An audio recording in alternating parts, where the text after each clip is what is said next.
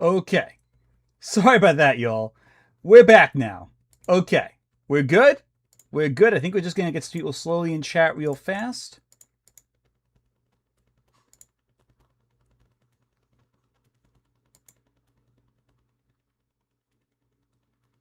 Okay. We're back. We're back. Okay. Let me hop in chat real quick.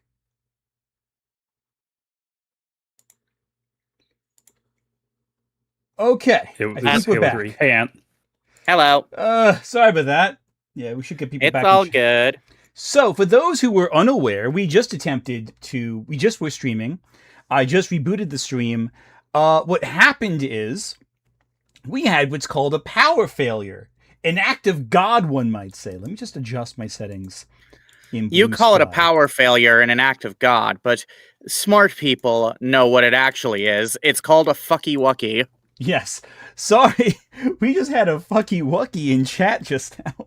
Thank you for demonetizing the stream in hindsight, Lizzie, by the way. I'm very glad you helped with that. Oops. It's all good. Oh, man. Anyway, welcome back to everything going on. If you are seeing us now, I'm going to reset Wallpaper Simulator. Hopefully that works. Could both of you introduce yourselves while I figure this crap out?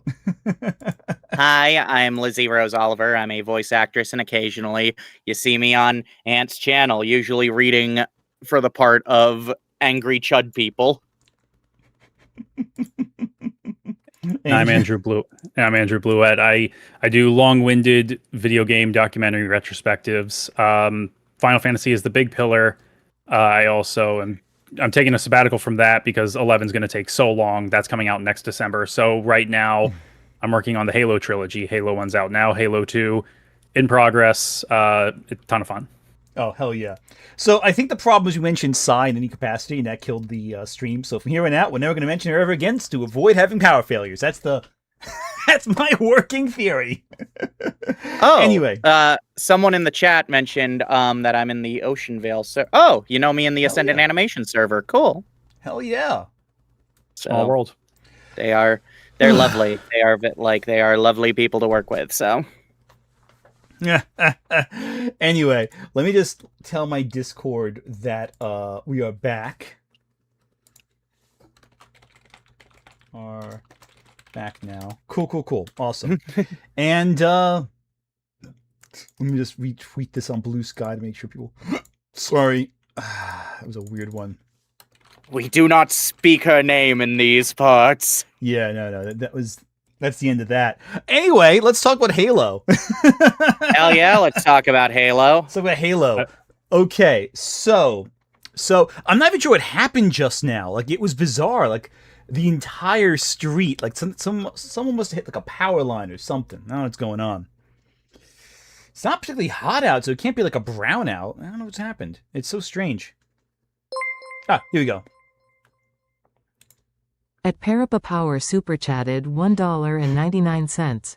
Sorry for bringing up you-know-who. Yeah, right. Have another $2. You might want to share your screen, Ant, so we can hear the notifications and don't accidentally interrupt them. That's right. I forgot that's a thing that I can do. 1 second. Let me remember how to stream again. Here you go.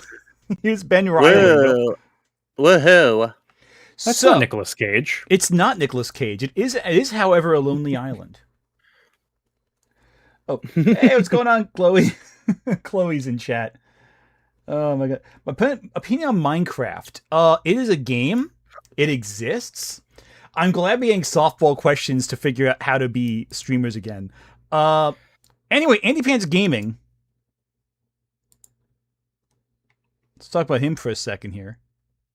One of these thumbnails just says gay slop, and look, I was just making a joke about the term gay slop earlier on Blue Sky. Holy shit. Oh yeah, this is at least 3 Halo videos. Oh god, this is terrible. This is stupid. I hate it already. Oh yeah, no, you chose the wrong stream to show up in. I chose the right stream. What are you on about? So for context, Super Chat came in. I'm sorry, Dave. KL Zana. I'm sorry. We had a lot of power failures, so I'm not sure what happened and what I got. You know, it's a very strange situation. So Yeah, earlier on Blue Sky, I made a joke saying that if anyone called the Yaoi games I voiced in gay slop, there's a whole tome of jokes I could make in response to that. Mhm.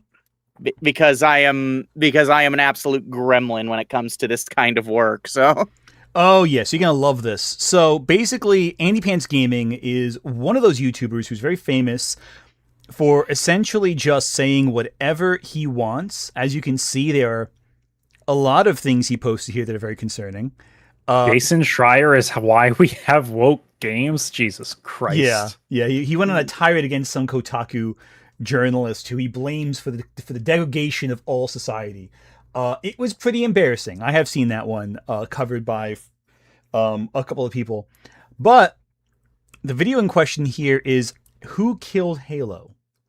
Now, Andrew and Lizzie, you both are Halo fans. Do you think Halo is dead? And if so, who is holding the candle in the library? And, who killed Colonel Mustard in the library with a wrench? At user one underscore second. 225 Check on it. underscore CCC super chatted $1.99. Shad Accent Toxic Old Man Yaoi Omegaverse fanfic. Why must you hurt my spirit? Why must you injure my soul?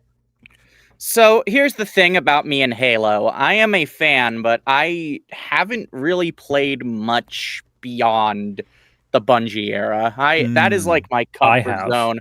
Like 1, 2, 3, ODST and Reach are my comfort zone. I did play Halo 4 back when it came out, didn't enjoy it, and Halo 5 was bad enough that I decided the franchise was no longer for me. I heard Infinite was good though. Maybe I'll play it at some point, but if for no other reason than one of my friends voices a few of the Marines in there, and I think that'd just be funny to hear. But hell yeah, that's awesome though. All right, like, but yeah. For me, I came in with Halo 2. Obviously, I do prefer the Bungie era games. Halo 4 was heartbreaking in its story. I thought that story was great, was fantastic. One of the best stories in the series. Halo 5, dear God, like, you made so many mistakes there. Why? Halo 5, I played for like maybe a week tops. And even then, I barely touched the regular multiplayer and only played the campaign through once. Halo Infinite, fucking great story. I love it. It fulfilled the promises that Halo 4 made to players with its story. And Halo fans, they don't really care about stories. They care about plot and lore. So, of course, you'll see Halo fans give Halo 4 props. At not Shonaku Infinite. Kano super chatted $2. Oh, hi, Mark. This is not Mark. This is Andrew. It's Andrew. No, this is Patrick. At Thrillhouse 3224 super chatted $10. I met Donovan Patton, Joe from Blue's Clues, at RI Comic Con a few years back and found out he voiced a few grunts in Halo 2. So when really? When I'm killing grunts in Halo, I'm shooting one of the hosts of Blue's Clues. I'm shooting Joe Blue's Clues. You're shooting. Well, you're mainly shooting Halo writers Joe Staten, but I can live with that more than Joe from Blue's Clues. I was gonna say I can't hurt Joe. I like Joe Staten though; he's a good guy. But yeah, like from my perspective, like, is Halo dead?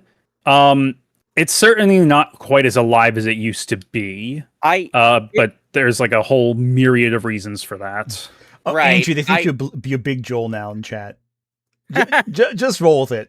Just roll with it. So, can you imagine? So it's funny you mentioned it not being as big as it used to be. It's funny you mentioned it not being as big as it used to be because as I mentioned in the previous version of this stream, I'm working on a video on Halo Legends currently, and one thing I talk about at the beginning is how while Halo still exists and is still seemingly going very strong, it's definitely not as crazy hyped up as it used to be, like, because you had something like Halo 3 which had all these wild brand deals almost on the same level as movies, which was kind of unheard of at the time given that video games were still struggling to be taken seriously as an art form. So yeah, I mean, like Halo 2 Joel is not here. I'm sorry, unless he's in chat and I haven't seen him yet. Big Joel is not currently present in our stream, guys. Sorry. Halo 2 broke the record at the time for biggest entertainment launch in history in terms of like dollars in the first 24 hours. Like it outgrossed Spider-Man 2 in its first 24 hours. Goddamn. Like huge deal. And then Halo 3 broke that record.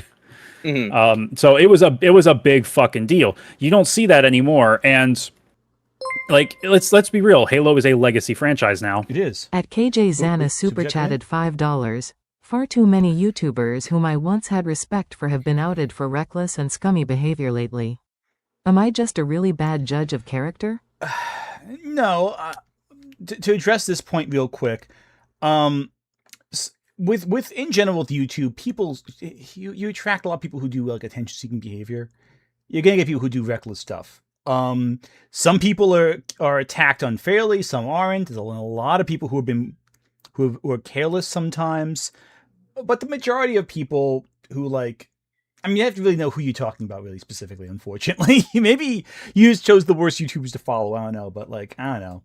Some people, it's not you. It's just the people who are drawn to this platform. It's like a death spiral. Who knows?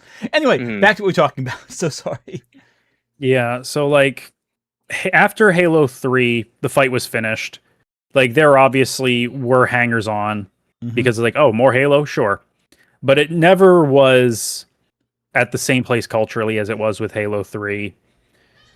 And part of that is definitely because like Call of Duty 4 came out at the same time, and Call of Duty took the Halo crown in like the multiplayer FPS space. Like, let's not kid ourselves. Not in terms of quality, but just in terms of exposure and popularity and sales. Right. Plus a lot of other games, Call of Duty competed with it. Then Overwatch competed with it. Like, there's a lot of games that came out in that space that kind of took over, essentially. Yeah, so Halo... And then starting with Halo 4, it's like, all right, let's try and widen the audience, which I don't think is an inherently bad thing. If you keep trying to cater to existing fans, you're just going to get diminishing returns. I like Halo 4. But I have a soft spot for that one. I played that one probably the most in like college. But like Halo 1 and 3, that's the real that was the heyday, like you're saying to that, you know? Yeah, Halo 2 is legit one of my favorite games ever made, so... Same. At Jan XYZ 2206 super chatted $5. Just cause it's worth highlighting emo. Microsoft now owns Call of Duty, which doesn't help Halo's prospects. No, That's true. It really screwed it up, unfortunately.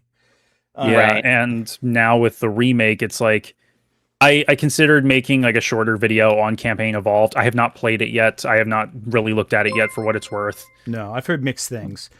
At user _225_CCC super chatted $1.99. The toxic Gary Ant continues. softly purred in Shad's ear. It's Mugen time. Yeah, but like I wrote the intro to a script basically saying Xbox is in a bad spot. They did this to themselves. They're trying to recapture a past glory that does not exist, and the apotheosis of this is Halo Campaign Evolved. Yeah, I watched some cutscenes for Campaign Evolved out of curiosity, and oh dear. That's all I have to say is, oh dear. Well, you don't like the library level? You don't like the new library?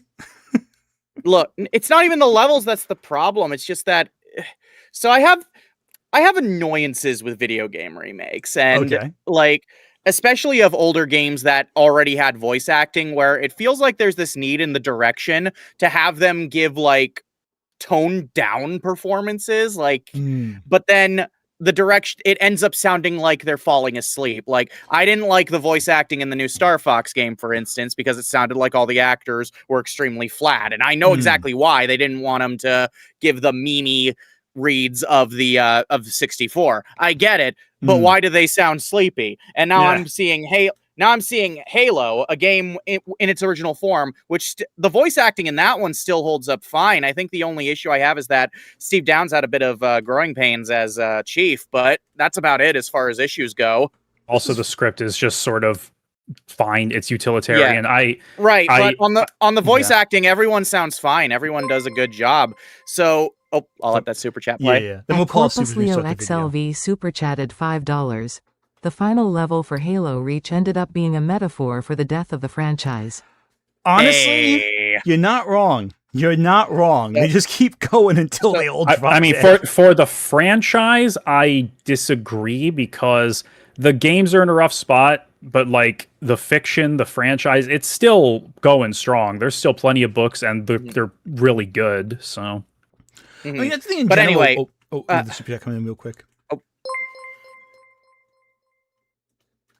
At Olivia_Williams_purple_fairy super chatted $3.57. Talking of Microsoft owned. I heard they were developing a new Shadowrun game with Obsidian developing it and they cancelled it loudly crying. Hell yeah. Okay. I mean, hell yeah, they were developing it. Then I saw the end part. And never mind. But never mind. Now I'm sad. But anyway, what I was saying in terms of voice acting is that so you have Halo, a game where in its original form, the voice acting, despite a bit of a rough script, is still quite good. Like, all the actors did a good job. And now you're having them trying to give these more toned down performances, but it feels like no one directed them. Like, Jen Taylor sounds like she has no idea any of the context for the lines she's saying in Campaign Evolved. they usually don't. Now, Jazz, getting a comment in chat responding to your hating remakes. What about Persona 3 Reloaded, Lizzie? Sorry, I call you Jazz. Okay. I'm so sorry. Okay, so I'm going to have a bit of a bias in that one's favor because I have friends in that remake. So this is fair. I'm acquainted with Justine Lee, who voiced Ken, and one of my best friends is Austin Lee Matthews, who voices Hidetoshi. So I kind of have a bias for that one because I know a fair few people involved in that remake. That being said, I'll throw that dub a bone at the very least. It didn't sound like the direction at least wasn't sleepy. In fact, most of the direction was quite good. And in a few cases like Junpei and Aigis, the performances were at least somewhat better than the originals. Then again, it was not hard to be a better English voice for Aigis than Karen Strassman. But no, 100%. Oh, by the way, we have a new guy hopping in. Get your earbuds in there. Get your headphones on there, buddy. Yeah.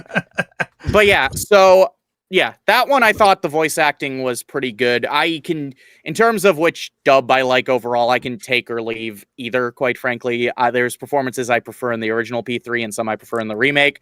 4 is going to have to do a lot more to impress me because all the voice acting in the original 4 and Golden are fucking fantastic. So hell yeah. I'm not looking forward to 500 more years of Persona 4 discourse. Me neither. _225_CCC super chatted $1.99. Shad groaned. You're so much better than AI. I love this yaoi we're writing in my super I am chats. loving this so much. Keep Holy it going. shit. Keep it going. I love this. By the way, mind introducing yourself to chat?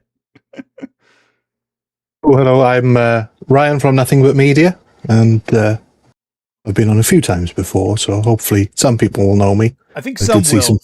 Some will I did see some friendly faces in there. Oh, I love it. Some will be like, unfortunately, you missed the technical difficulties we had earlier where my entire house lost power midstream. At Detective Lizard 9532 super chatted $6.99. If we're talking about Microsoft owning everything, they now have Wasteland, Fallout, which is a successor to Wasteland, and The Outer Worlds, which is a successor to Fallout, and that's a bit weird. When you put it like that, yeah, it is pretty strange. Yeah. Anyway, we do have a video I can start playing. Should we go with This Is Gay or Who Killed Halo? Or the my god. That Who Killed Halo thumbnail looks very familiar. It does. It's almost like the exact same creator who did the exact same aesthetic for the Indiana Jones thumbnail we were talking about on the Christmas live stream. I want Who Killed Halo just because as much as the This Is Gay one is tempting just because of how juvenile it is, I have to wonder why they think this franchise that's still, while not near the same amount of hype as its heyday, is still selling well, like what their reasoning is for it being dead. Well, let me ask chat that question. Chat, we're going to get you involved in the process here. What do you think killed Halo, according to AndyPants? What do you think AndyPants thinks killed Halo? Option 1, a franchise being past its prime. Option 2, changing priorities among gamers. Option 3, a lack of creative drive moving forward, or option 4, it's gay and woke. That's something. It was Dead Domain, I think. They did the video talking about like Halo's political leanings, and basically, to make a long story short, you cannot ascribe a particular political leaning to the Halo franchise. I'm with Dead Domain on that one. I agree. Yeah. So I'm letting chat decide what they think it is. So far, they are leaning heavily in it being gay and woke. I'm doing my part. I'm doing my part. Also, Which, like, by the way, it's not what you actually think. It's what you think AndyPants thinks. Don't forget that. Yeah. Right. You have to use your critical examination skills to think outside your viewpoint and in the viewpoint of a man who would, in fact, make an AI game that includes CSAM of his own daughter. By the way, Ant, I'm sending in the general chat a picture of my woke Halo OC. Do you want me to put this on screen? If you want to, this is just my custom character from Reach. Like, okay, I'm fascinated to. Ophelia. I'm fascinated. Sorry. I'm fascinated to learn what this argument is, because I mean, I started with Halo 3. That was my first one, and we had a full rainbow coalition of players in the co-op games. Right. That's how it always was. And they were all teabagging each other. It was the gayest thing in the world. Yeah, like I've got a Halo multiplayer Discord going for my videos, and like it's people of pretty much any identity you can think of going on in there. At Corpus Leo XLV super chatted $5. The flood is a metaphor for the woke mind virus. AndyPants Gaming, probably. He probably did say that. If he tries to make that argument, then you know that he's just a fucking tourist. Oh no, trust me, we spotted him being a tourist before. He was talking about the greatest era of gaming back like on PlayStation 2 or whatever. And he was saying, we used to have games that were for men and not gay at all. And one of his first examples, you know what it was? Devil May Cry. Kingdom Hearts 2. What? Oh my god. Kingdom Hearts 2? That's like the most heterosexual of games. Look, ask someone what their favorite game was growing up with the PS2. If they say Kingdom Hearts 2, congratulations. That person's probably trans now. Exactly. If they say Kingdom Hearts 2, then they weren't smart enough to play Kingdom Hearts 1. But look, do you want to know what his second example was? It was a lot more heterosexual. What? It was Final Fantasy X. If they slightly. Okay, 10's not as like what the fuck as Kingdom Hearts 2 in that regard. If they chose 10-2, then I'd have to say that game was made for lesbians. They also showed 10-2 footage on there, but that game was made for lesbians. But he thought it was footage from 1. That's one of the original Final Fantasy. Forest. He put fucking PlayStation. Picking PlayStation 2 because he picked PlayStation 2, does that mean he thought that the original PlayStation was still too woke and that all of the wokeness hadn't been beaten out of it until it got to the PS2? No, I don't think he's played games older than PlayStation 2.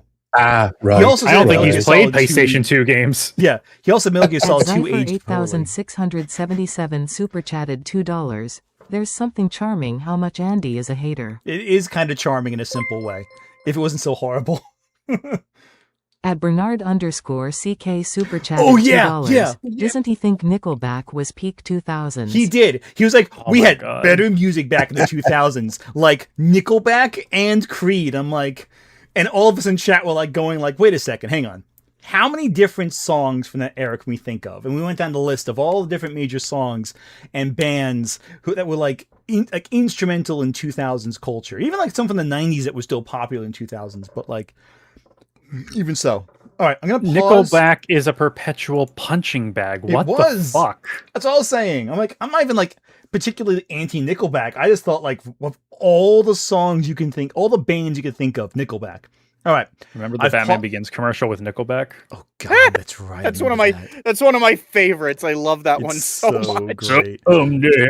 You remember how Spider-Man had Nickelback in the credits? Like, Yeah, hero. I Oh, love that. it was just Yo, Chad Kruger. I There we love that commercial for Batman Begins so much. It's so bad, but I love it. so Same. cheesy. It's amazing that became like such a big. Anyway, let's jump into AndyPants Gaming's den and let's find out what he's talking about. Oh, hang on, I muted it. Let's start over again. And Oh, hey, pause it's supers Cat. for a That second. cat. Let's just dive in. What? Who's in chat? Oh, we were No, saying cat. we were saying dumbass. hi to Cat. Oh, I thought someone was in chat. I'm so sorry. Anyway, back to this. Halo used to be heroic, masculine, right-wing, pro-military, pro-America. It Now used to it's be fucking- masculine. The It used to first be- shot was a woman. Yeah. The first shot was a woman. Listen, y'all. Listen, I know you think that Halo is, listen. Halo used to be for women. Okay, it used to be for men. Just like my favorite Halo game, Dead or Alive 4, starring the most masculine Spartan of all time, Nicole. Spartan 458. Nicole. Yeah, exactly. This was when Halo was for men. All right, this is what separates the boys from the old, slightly stupider boys. Pro-masculine, and it's a pro-masculine. And the first shot is not only a woman, but it's for a trailer for a game where you can play as a woman if you want to. So, Exactly. And it's pro-American too, because Halo is so American and not like a sci-fi post-America kind of thing. Yeah, that is so funny thing. Two things. Like, I'm gonna make quick notes of this. In the Halo universe, the United States fell apart at some point, and it's now like part of a larger conglomeration of North America with Mexico and Canada. Like, there's no country of the United States anymore. And second, that whole pro-America, pro-right-wing thing, I will be like tackling that in my Halo 2 video because there's a lot to unpack there. Oh yeah. Oh And- boy. I mean, Dead Domain did a Let's whole not put- thing, but I should also mention Yeah. right now that AndyPants hates Dead Domain, like specifically. Gee, I wonder Of why. course. Like he's actually like mentioned Dead Domain in videos and like brooded over them. I mean, let's not forget as well that a large portion of the plot is about fundamentalist religious beliefs being Mhm. ultimately completely apocalyptic. Yep.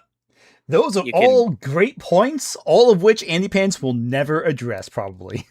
Oh Gay and worked on boy. by theater kids. Campaign Evolved is so bad, you have the level designer from Okay, Halo 3 hold saying on. stuff like this. Yep. Now it's being worked on by theater kids. Motherfucker, Joe Staten got his bachelor's in theater. And he wrote the original trilogy. What the Yeah. fuck are you on about? Oh, trust me, I'm so glad you're on here, Andrew, because you actually know your shit about Halo. This is gonna be so fucking funny. Okay, I'm gonna love this. Okay, so let's hear what Halo 3's developer had to say about this. The Halo devs have apparently decided that the majority of Marines should now be women. I'm fine with occasionally seeing a Ants woman counts. Marine, whatever, but we're starting to enter clown world territory here. For Campaign Evolved, which is a remaster of Halo 1, 343 thought it was a good idea to add 3 missions to the beginning of the game, centering around this dog ugly Bulldyke as she one-ups Chief. Not bad, Spartan. Dog. I'm almost starting to believe the propaganda. Hold Bro, on. it's like they watch. Hold on. Hold on. So I can tell just by looking at her armor without a helmet, she's not just a Marine, she's ODST. At this Yeah. point in the timeline, the ODSTs fucking hate the Spartans. Mm-hmm. It's So, of almost course, like it's the lore. Yeah, it is intentionally a dick measuring contest. That's how it's being portrayed. Also, I am going to I hate that I kind of love the phrase "dog ugly bull dyke" because it's like, oh, it's me. Oh, it's me. No, you're not ugly. I know. I'm being funny. Like I'm No, like, oh, I know. I want to assure you. I Yeah, appreciate it. Also, like, like that's a normal ass looking woman. What the fuck are you Yeah. talking Yeah, That is- exactly. Don't forget. She looked like a normal ass woman to me. Yeah, well, don't forget, is the AndyPants gaming world of cosmetic beauty. AndyPants is, of course, the arbiter of knowledge when it comes to beautiful women in media, which is why Oh, hold on. AndyPants We can't dignify him by calling him that. Let's call him the dervish of that. Yeah, yes. He is the bottom of the... Okay, see, this is someone who got mad at Silent Hill 2's remake for the prepubescent sex, like, basically like the one character whose name eludes me from Silent Hill 2, who was like assaulted and like a child. Angela? Angela. Yeah, Angela. There you go. Thank you. He was upset that Angela wasn't hot enough in the game. The adolescent. Well, okay. I think you're thinking of two characters. Angela was the one who was SA'd, and the kid is Laura. Yes. Okay, I'm mixing people up. I think it was Angela. I know this because I've been playing Silent Hill 2 for the first time. It's been. So I'm glad. I last played Silent Hill 2 over 10 years ago, so my memory of it is hazy. Unfortunately, I got it. Right. So thankfully, I'm playing it for the first time recently, so I know the characters fresh in my memory at this point. Yeah. So it was Angela, though. I'm sorry, it was Angela, but still. Yeah. So I'm just going to point out though that I'm just going to point out though that I'm sure it's pretty obvious to all of us that Halo owes quite a lot to the Aliens film. Aliens, Starship Troopers. Yeah, Aliens and Starship Troopers. I actually talked with Eric Troutman, who was the writer of the Halo Story Bible. He did a lot of work on the expanded fiction and stuff like that back in the early days of the franchise. And he said that the ODSTs were specifically inspired by Starship Troopers. Oh yeah, I can see that. And like a lot of the military sci-fi in general Starship Troopers is like Halo's inspired, Aliens is inspired by Starship Troopers, all of that is. And a lot of military sci-fi is heavily involved in right-wing culture, yes, but like Halo I think was very neutral in many ways politically. I think we culturally look at military sci-fi in general and just jump to like, oh, it's military, it means it must be conservative in some way, but that's not really the case with Halo as much. It's a little more neutral, I think. Especially my point on that was really that looking at this, seeing a woman there, my first thought was, oh, cool, they got themselves a Vasquez. Mm-hmm. Yeah. Well, that's the thing too. Funny thing, not the first time the series had a Vasquez. Michelle Rodriguez played some Marines in 2 and 3. Oh, damn! Yep. Really? I didn't realize that. Yeah, that's funny. Well, the thing also is. Oh, sorry. Okay, off this, Jazz. I was gonna say, there's a cut scene with a couple Marines voiced by her and David Cross. So. Yep. Oh, hell yeah.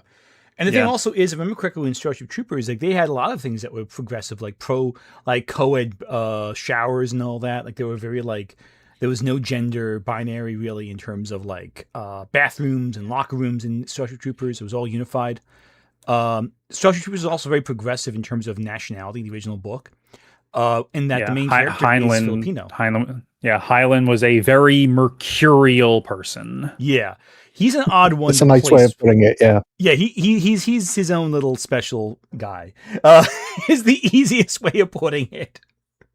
But yeah, the male and female integrated military, even. Mm-hmm. Yeah, that's what I'm talking about. Mm-hmm. Yeah. So if Heinlein was like pro integration of gender, AndyPants is somehow even like further back than that. Somehow, I'm gonna let a few super chats play real quick because I've been building up, including one that I'm sure everyone wants to hear about. At user_225_CCC super chatted $1.99. Ant growls as he grabs Shad by his second muffin top.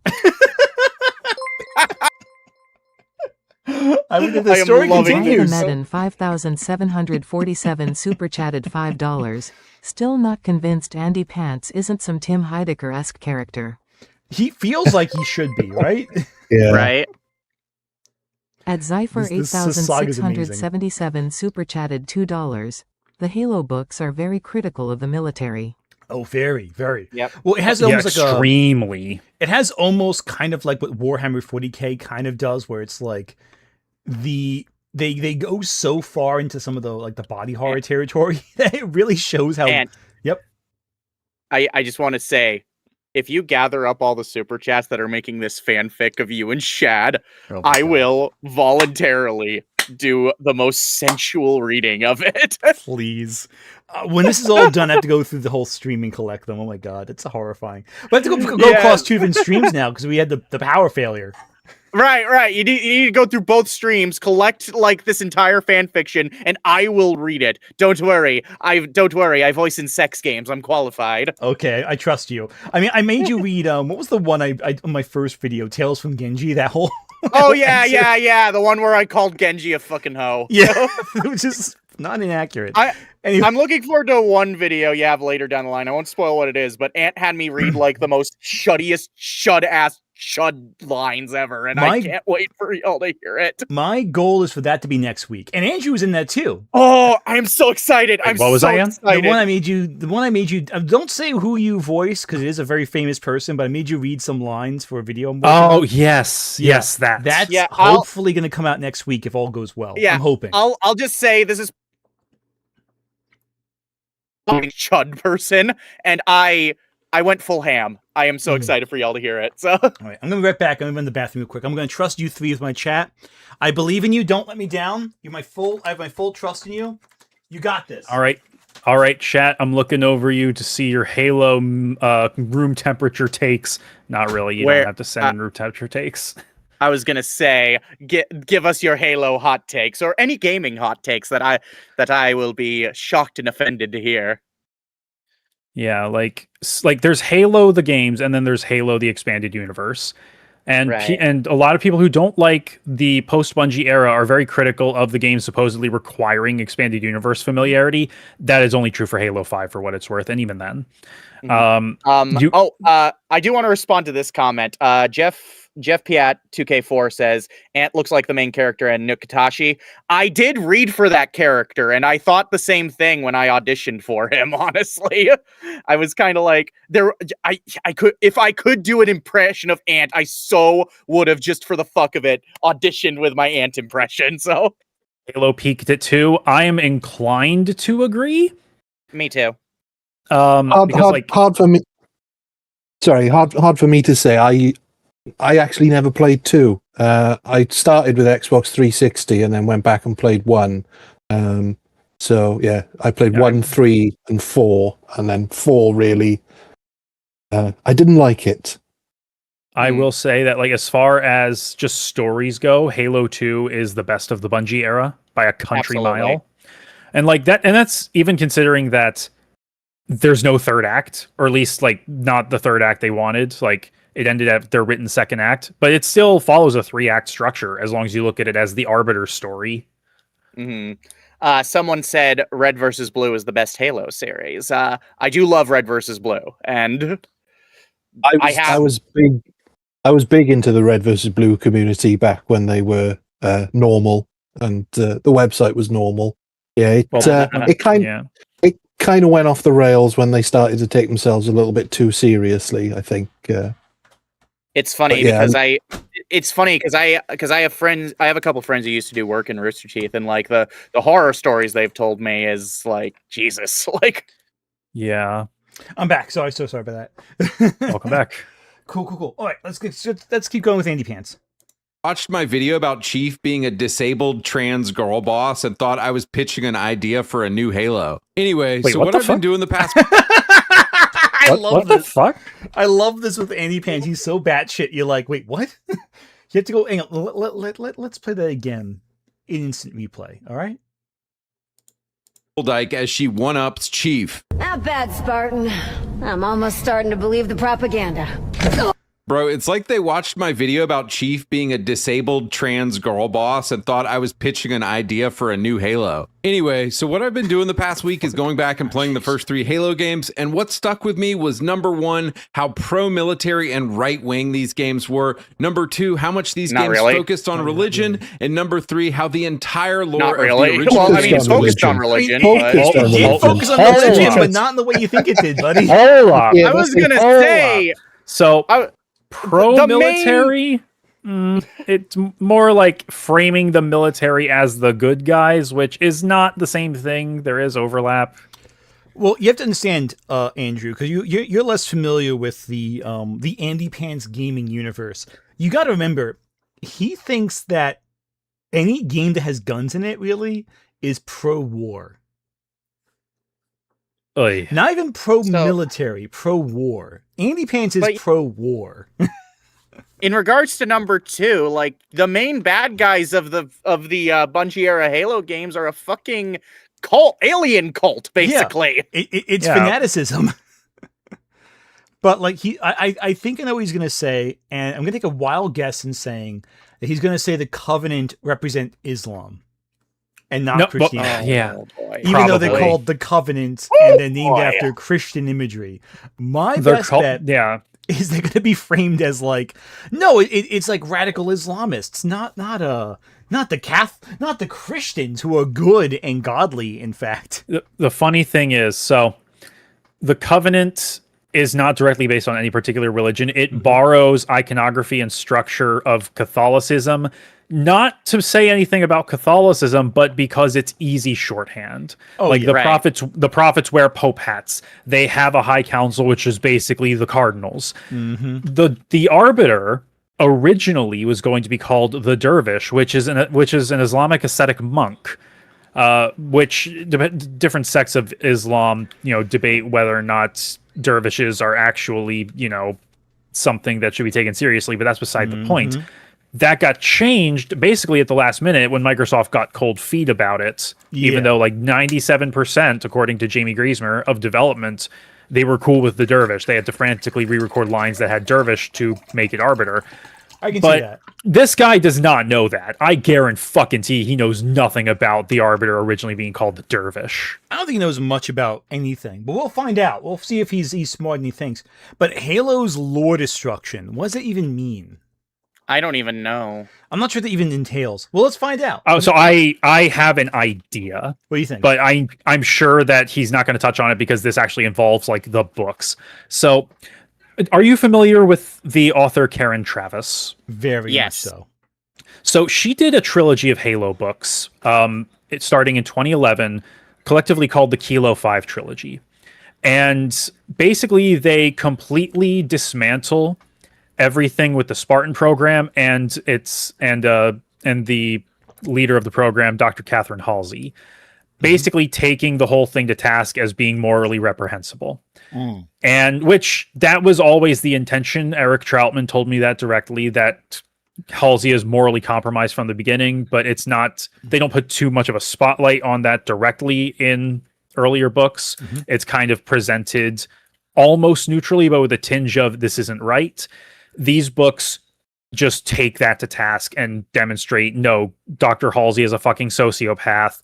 Just because these kidnapped children saved humanity does not mean it was okay to kidnap children and turn them into super soldiers. Yeah. And you see how that actually affects some of them. You see how it affected their families who kind of caught on and almost stumbled upon the truth, but with no confirmation, just through like conspiracy theories and such. It is a really fascinating read, and a bunch of Halo fans hate it because how dare they criticize Dr. Catherine Halsey. Well, that's even though like with Karen Travis in like the Star Wars fandom too, to an extent. It's with the Mandalorians. It's also like it's weird that they're acting like she was the first to say that Halsey wasn't a good person, because I mean, while it wasn't focused on a lot, there's a segment in Halo Legends called The Babysitter, which very much does not paint Halsey in a good light. No, like she is very like the babysitter, not the babysitter. Homecoming. The package. No, Homecoming is what I was thinking of, not the babysitter. My bad. Regardless, I know the segment you're talking about. Yeah, where she looks like Zero Suit Samus. Yeah. Well, no, not that one. I'm saying that's one where she was. I'm saying Homecoming. Yeah. It's the one about where Daisy. It's the one with Daisy. Yeah, like half of that story. Half of that story was like Daisy trying to escape the Spartan program, and Halsey was very much brought in as the antagonist of that part of the story. So it, again, wasn't focused on super much because Halsey's role in the story wasn't the point, but it was still there. So and even then, like they were doing stuff to like paint Halsey as morally compromised. A little in the Fall of Reach, more in First Strike, more in Ghosts of Onyx, and then Karen Travis picked up on that in Glassland's Thursday War and less so in Moral Dictata because she got arrested in Glasslands and she had stuff going on in not Moral Dictata, as Thursday War as a prisoner. So Sorry, I was a little distracted. My son, I can hear him from up here. He's making some like giggly sounds right from downstairs. I think my spouse tried to feed him or something like that. It's adorable. Sorry, I was just distracted by that. Anyway, okay, let's keep going. Sorry about that, guys. He's having a party down there. Thrown away with Halo 4. And that's what I want to talk about in this video. Old school Halo would make your average little liberal soy cuck today piss their pants. Be gone from me, you soy boy beta cuck. Legendary mode on Halo Combat Evolved would filter all these pussies. If that didn't get rid of Okay, them, then we just would play on troll the normal or shit out- heroic. Yeah, like what do you Like, what- what's the point like, of this? Y'all Like even like the descriptions of difficulties say here on heroic, this is the way Halo was meant to be played. right, And even then, like if you play with lower difficulties, who fucking cares? Yeah, Right, I was gonna say, like, Halo has a variety of difficulty settings. Like, here's the thing. So, confession time. I am going to have to turn in my Halo fan card because I need to admit something. I am bad at Combat Evolved. I am very bad at Combat Evolved. I play it on I play that one on easy because I am bad at it. Well, like, look, here's the thing too. I'm gonna say right now, like, if Andypants' whole thing is that modern games suck and old games are great, yet he's acting like we don't have hard games today. Like, Right. is he unaware what From Software is? Yeah, like there's From Software, like even like what was I gonna like I even heard DMC3 like was pretty despite the mixed reception to Campaign Evolved, I heard Legendary was pretty tricky, so as it usually is. So Yeah, It depends on the game. Like right. the general consensus is that Halo 1 is the most balanced on Legendary. I'm not sure if I agree. Halo 2, overtuned, ball bustingly difficult. Jackal snipers. Yep, I found that I have acclimated to it way too much, and I kind of scare myself when I play it on Legendary now. Halo 3, I haven't played Halo 3 on Legendary except with friends, so no comment. Then, But I did complete Halo 3 on Legendary, and it's slow. You have to basically every step you have to watch yourself. It is difficult because you run out of guns very quickly on certain areas when you're on your own. So yeah, I would say it is very difficult on Legendary on 3. would you say it's a fair challenge, though? Oh, it's a fair challenge. It's doable. It's definitely doable. It's not like I don't know if you ever played Gears of War, the first one on hardest difficulty, but trying to defeat Ram at the end of that is virtually impossible on the hardest difficulty. But And yeah, there's nothing like that. But yeah, I was gonna say it's weird that he's acting like difficult games don't exist. I mean, I'm someone who always plays horror games on once I get used to them. I usually play horror games on the hardest difficulties, and they can be fucking challenging. Signalis kicks my ass. Signalis kicks my ass every time I play on the hardest difficulty. well, there's a lot of hard games that you're meant to feel vulnerable. Like in games like Halo, you're meant to be powerful ultimately. So I just feel like he's being like deliberately pedantic and stupid, which. You know, all games better. Yeah, also, as you pointed out, he doesn't know what it used to be like. I mean, I'm so old that I was playing games before the console generation, and some of those games you just couldn't complete. You just couldn't finish them. Well, look at Monkey Island. Some of those games were difficult. You know. Yeah, I was say this. I was just going to say, I was so relieved when the console era came about, because playing games on a PlayStation meant that not only did you have the option to choose the difficulty levels, but also you had a chance at finishing the game, something which you didn't always have on the older games. Right. Oh yeah, no, 100%. I will say this: are like games today, like at least in the AAA space, generally easier than games 15, 20, 25 years ago? Yes, but I can only remember one of my points. That being, who fucking cares? Like, Well, also it's because as years go on, the audience for gaming kind of widens. So I don't think there's anything wrong with necessarily making game difficulty more approachable. And if you have the options to make it easier or harder, depending on what you're looking for, all the better. Yeah, or even modular. Like Halo has the skulls, for example. So you have your overall difficulty. Then, depending on the game, you can just like select which skulls you want to add different modifiers. Like, your shields only recharge if you use melee, or weapons you pick up have less ammo, or your HUD is turned off. Right. So all I these just wanna little wait for things Halo you can now. adjust it. Let me play some Halo. Ants, like the Discord, like you're in the multiplayer am. Discord. It's I'm in always there. open for you. I got We need to play together, Ant. It's so fun. I'd be down for that. The problem is, like, I'm just always so fucking busy with work and being a dad. It takes up all my free time. It sucks. Yeah, it's always weekends that it happens. If that makes it easier. Yeah, I'm gonna try jumping in once I back up everything on my computer, though. I mean, I'm in that Discord. I can hop in. Anyway, let's let AndyPants. Just the last point I want to make on difficulty is that these guys love their capitalism. The reason they make games accessible to all ages and all types of players is so they'll sell more. That's capitalism, baby. Yep. Yeah. No, not like that. People don't. Here's a crazy thing. Here's a crazy thing you might not know about.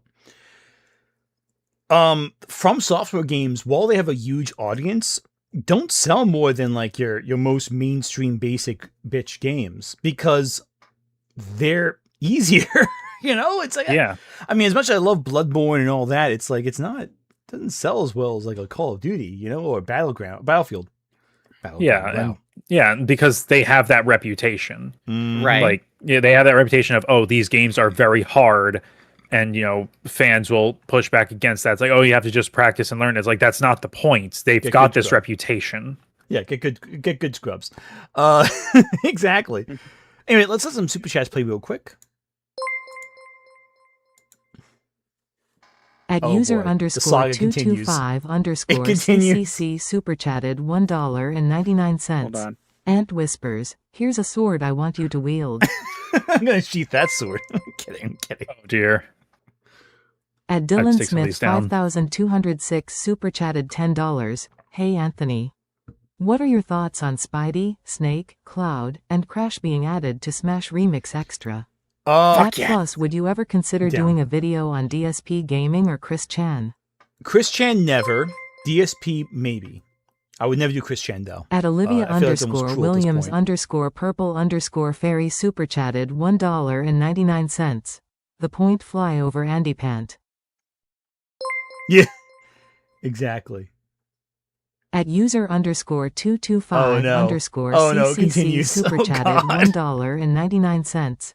Ant tells Shad, "Don't you diet, my Rubenesque king." That might be my favorite. Underscore 225 it keeps going. underscore CCC super chatted $1.99. Shad replies, "I'll keep Doc I gotta pushing for read Doc these pushing." three after they're done.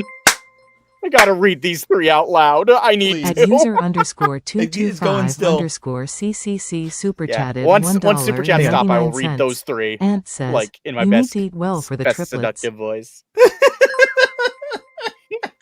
Lizzie, it's in the At Olivia underscore Williams underscore purple underscore fairy super chatted $7.13. It's important the reason why older games were so difficult was to make you spend more money on arcades and artificially increase the longevity of games. Exactly. They kept you coming back for more and again. Okay. At Zypher 8677 super chatted $5. Games are generally easier today because companies learned that achievements revealed only 20 to 30% of players finish games they started. Yeah. Exactly. Yeah. At Wyatt Ahmedin 5747 super chatted $20.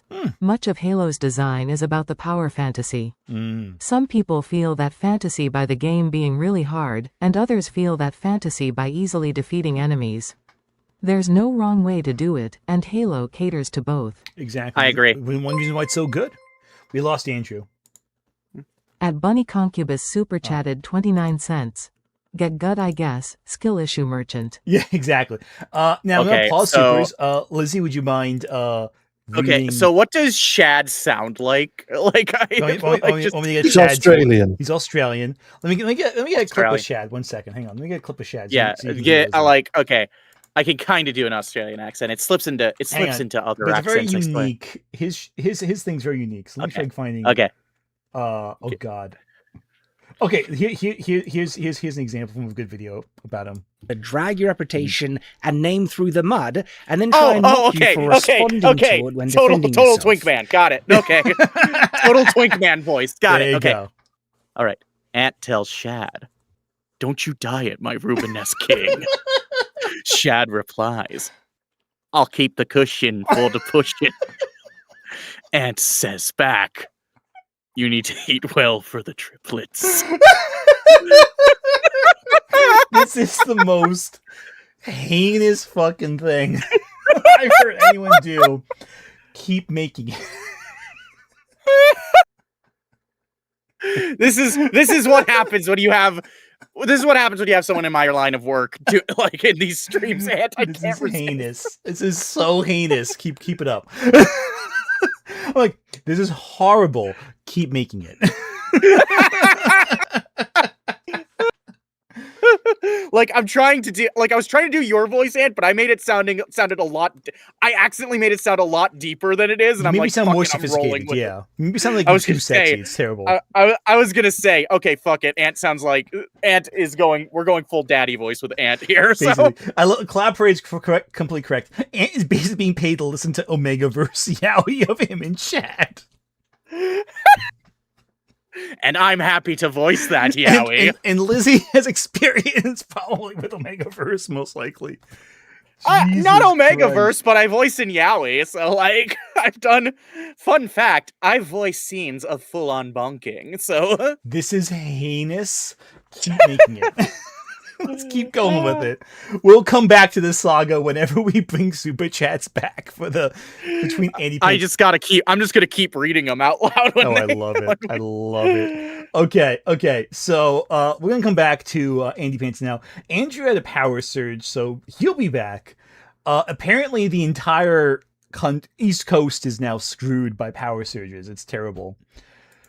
me who lives in the Pacific. Woohoo! You're safe. You're safe. Out of their mom in our Halo lobbies. I'm the gun, you fucking riot shield. What else do you want me to Oh, riot shield! I'm a pussy that use riot shield! So what changed? And it's I do not miss simple. that. Halo has been hijacked by pronoun people. It's been hijacked people who talk about racism and misogyny. You can see this in the people who work on Halo now. Here's a guy who hates guns working on Halo. Here's a dude who is a Fruit Loop working on Halo. Here's Franco a black Connor's woman been who there was- since the beginning. I know, right? I was gonna say Franco Connor's been there a while, dude. Like, what the fuck are you talking about? It's like, oh, but Lizzie, did you know a black lady worked on Halo, therefore it's woke? Who cares? You see, Lizzie, that's the response a normal person has to the Halo information. Unfortunately, AndyPants is not normal. Was the chief of staff of Halo at one point. And you see this showing up in the game itself now. The original Halo games were heroic and pro-military. Now you have Catherine Halsey and everybody questioning whether Chief is even the good guy or not. I thought you'd be taller. 343 Studio. That's questioning Master Chief, apparently. That's just kind of a funny line. I thought you'd be taller. Like, it's yeah. So there's this obscure movie you probably heard of called Revenge of the Sith. What? I thought, aren't you talking about the original Star Wars where Leia sees Luke come in and it's like, aren't you a little short to be a stormtrooper? And then there's that, but then there was also a similar exchange in Revenge of the Sith. That was probably a callback to that. I'm sorry. Revenge of the Sith was the one I grew up with the most, so I'm going to quote that most of the time. You see, I grew up with the VHS box set of the special editions for Star Wars and my uncle's old ones too. But like, that's not even a demeaning line. It's like, oh, I thought the super cyborg soldier would be a very tall guy. That's all that line is. It was kind of funny. I am just guys. If you feel emasculated by a woman saying "I thought you'd be taller," just stop, please. Anthony made AIC. Oh, Andy made. Yeah, I was gonna say Andy made the AIC Sam. I didn't make AIC Sam. What are you guys talking about? I was looking and checking. I'm like, what the fuck are you talking about there, guys? No, AndyPants made the C Sam of his daughter to own the libs. So yeah, don't forget. Jesus Christ. Yeah, Dead Domain has a whole video on it if you want to see that whole thing. Yeah, no, that was like I don't. Yeah, I don't. But like, they cut out the C Sam part, but like, it's like. just nuts. It's truly Studios or horrifying. Halo Studios, nobody gives a fuck. Whatever they're called now, Gay they Studios. obviously hate Master Chief and they hate everything he stood for in the original games. Never has there been a worse That's downfall why he's still the main from character, OG right? Bungie Exactly. to 343 Halo Studios. Bro, back in the day, Bungie, without having social media... By the way, we found out why AndyPants thinks that Halo has fallen off. Are you ready for this, Andrew? Oh dear. I'm just gonna go back a second just for you, just so you see this. Okay. Please. So what changed? And it's simple. Halo has been hijacked by pronoun people. It's been hijacked people who talk about racism and misogyny. You can see this in the people who work on Halo now. Here's a guy who hates guns working on Halo. Here's a dude who is a Fruit Loop working Frank on Halo. O'Connor was there Here's a from the black beginning. woman who was the chief of staff of Halo at one point. And you see this showing up in the game itself now. The original Halo games were heroic and pro-military. Now you have Catherine Halsey and everybody questioning whether Chief is even the good guy or not. I thought you'd be taller. 343 Studios or Halo Studios, nobody gives a fuck. Whatever they're called now, they obviously hate Master Chief and they hate everything he stood for in the original games. Never has there been a... So if you voted option 4, it's gay and woke, you win. I just, again, it's just so funny to me that he refers to Frank O'Connor as this guy when Frank O'Connor's been there since the original, if I'm not mistaken. Could be wrong, but I do recall seeing his name in the credits of the older games, so... Andrew, you can speak to that one, I think. Andrew, are you there? Andrew? Oh dear. We lost him again. We lost Andrew again. Yeah, we lost him. He'll come back eventually. Worst downfall from OG Bungie to 343 Halo Studios. Bro, back in the day, Bungie, without having social media or anything, was obsessed with their game and wanted to make fans happy. It's simple. Halo CE launched in 2001, and it had single player, co-op, and multiplayer. I'm a little curious, how does social media impact their ability to make a good game? I don't understand it either. I don't know what the point he's trying to make is here. Yeah. Do you think the developers just stopped wanting to make a game be good? Like, what? Is that your... Like, oh, no. Listen, y'all. They want to make bad games now. Oh, we lost Andrew again. Andrew officially lost Andrew again. He's gone. Apparently the router broke when AndyPants said pronoun people. That killed his router. Pronouns killed Andrew. Oh no! Just like she who shall not be named killed my stream before when we mentioned her. Anyway, back to this. Well, that just makes me sigh. Get it? Like sigh as in I'm sighing. Okay, good. You tempted fate. We haven't lost power. I tempted fate for a pun. Okay, back to this. On launch, all on one disc, big dog. And it costs like $50 million to make. The virgins and beta males who made Halo Infinite, the game cost $400 million, and all they could do on launch was a wet fart sing. Hang on. So $50 million in 2001. Let's measure that. What are they talking about? So, like, I thought Halo Infinite's multiplayer launched first, I think, and it was for free. Yeah. It's all over the place. Just... Okay, so inflation saying calculator. Okay, so I'm bringing out the inflation calculator here to figure this out. This is not going to help. Okay, that's not a good inflation calculator. Give me a good inflation calculator. I was going to say some inflation calculators online don't go for these big amounts. So no, this is a bad inflation count. Okay, so no, not 50 million. 50 million. Okay, cool. In 2001, calculate. Okay, so 50 million in 2001 is worth $100 million roughly today. Right. So basically, the original Halo was just 1/4 the price of Halo Infinite. Now, here's the question for you. This is the $1 million question.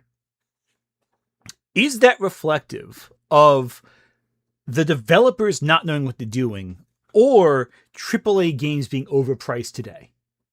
I'd say the latter. I'd say the latter too. Yeah, agreed. Yep. That's what I'm going with. I feel like that's entirely the latter. 100%. All right, let's keep going. single-player campaign. But don't worry, the Pride armor, the Women's Day armor, the Black History Month armor were all right on. Oh, Jesus, the fucking racism. Yeah. Oh, yeah.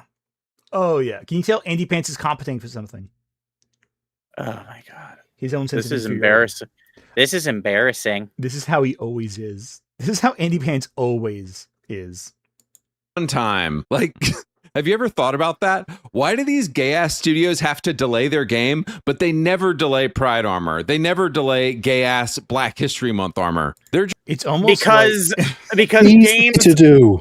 Because games take a lot more time than a fucking armor aesthetic, than a fucking palette swap, you fucking idiot. But yo, Also- it's so much harder to paint a suit of armor that's already pre-rendered.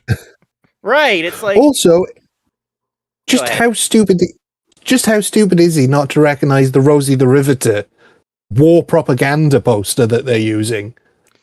That should back up his argument that it's pro-war, because they're using war propaganda in the modern age. That's the whole joke about it, isn't it? I think he did that. You think he did that one? I think he used AI. I think he used AI to do it. Yeah. Also, you can tell this person never grew up past the age of Xbox Live gaming chat, because literally the only insult he can throw is just gay. Like, he has nothing but gay. This is the kind of insult made by someone who thinks Creed was peak 2000 music. Okay. Yeah. I think I should be good. My router, I think, is trying to save me. I don't know. I said it in the chat, but I don't know if you relayed it to the chat. That yeah, your entire stream crashed. Your entire my router tried to save me. Literally right as this guy said that Halo's being run by quote pronoun people. My router tried to commit seppuku. So, Andrew, all you need to... Hold on. Lizzie, I'll replay. We'll go back a second. We'll go back. But I was just going to say, in terms of, like, I wanted to mention, like, the new quote-unquote people that he says are ruining the game. Like, one of the new people he mentions, as in one of the people who's totally new to Halo, was never there in the originals, and is ruining Halo forever. He mentioned Frank O'Connor, who's been there since, I think, at least 2. So Frank O'Connor... very polarizing figure in the Halo community. He was originally one of the editors of Official Xbox Magazine.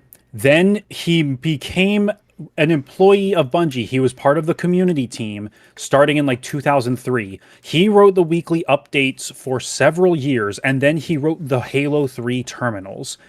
Then sometime in, I think, 2008, he became the creative lead of 343 Industries. So he is not a developer, but he has had a hand in the franchise since its earliest days. There you go. That being said, he has always been polarizing. Ever since he started actually getting hands-on in stuff in Halo 3, he has always been polarizing. That makes sense. Okay, so let me, Andrew, I backed up a second here. I want to play a bit. You two have both seen this. I'm going to play a little bit right here for you to take a look at, Andrew. I want to see your input on this and see if your computer crashes in the process.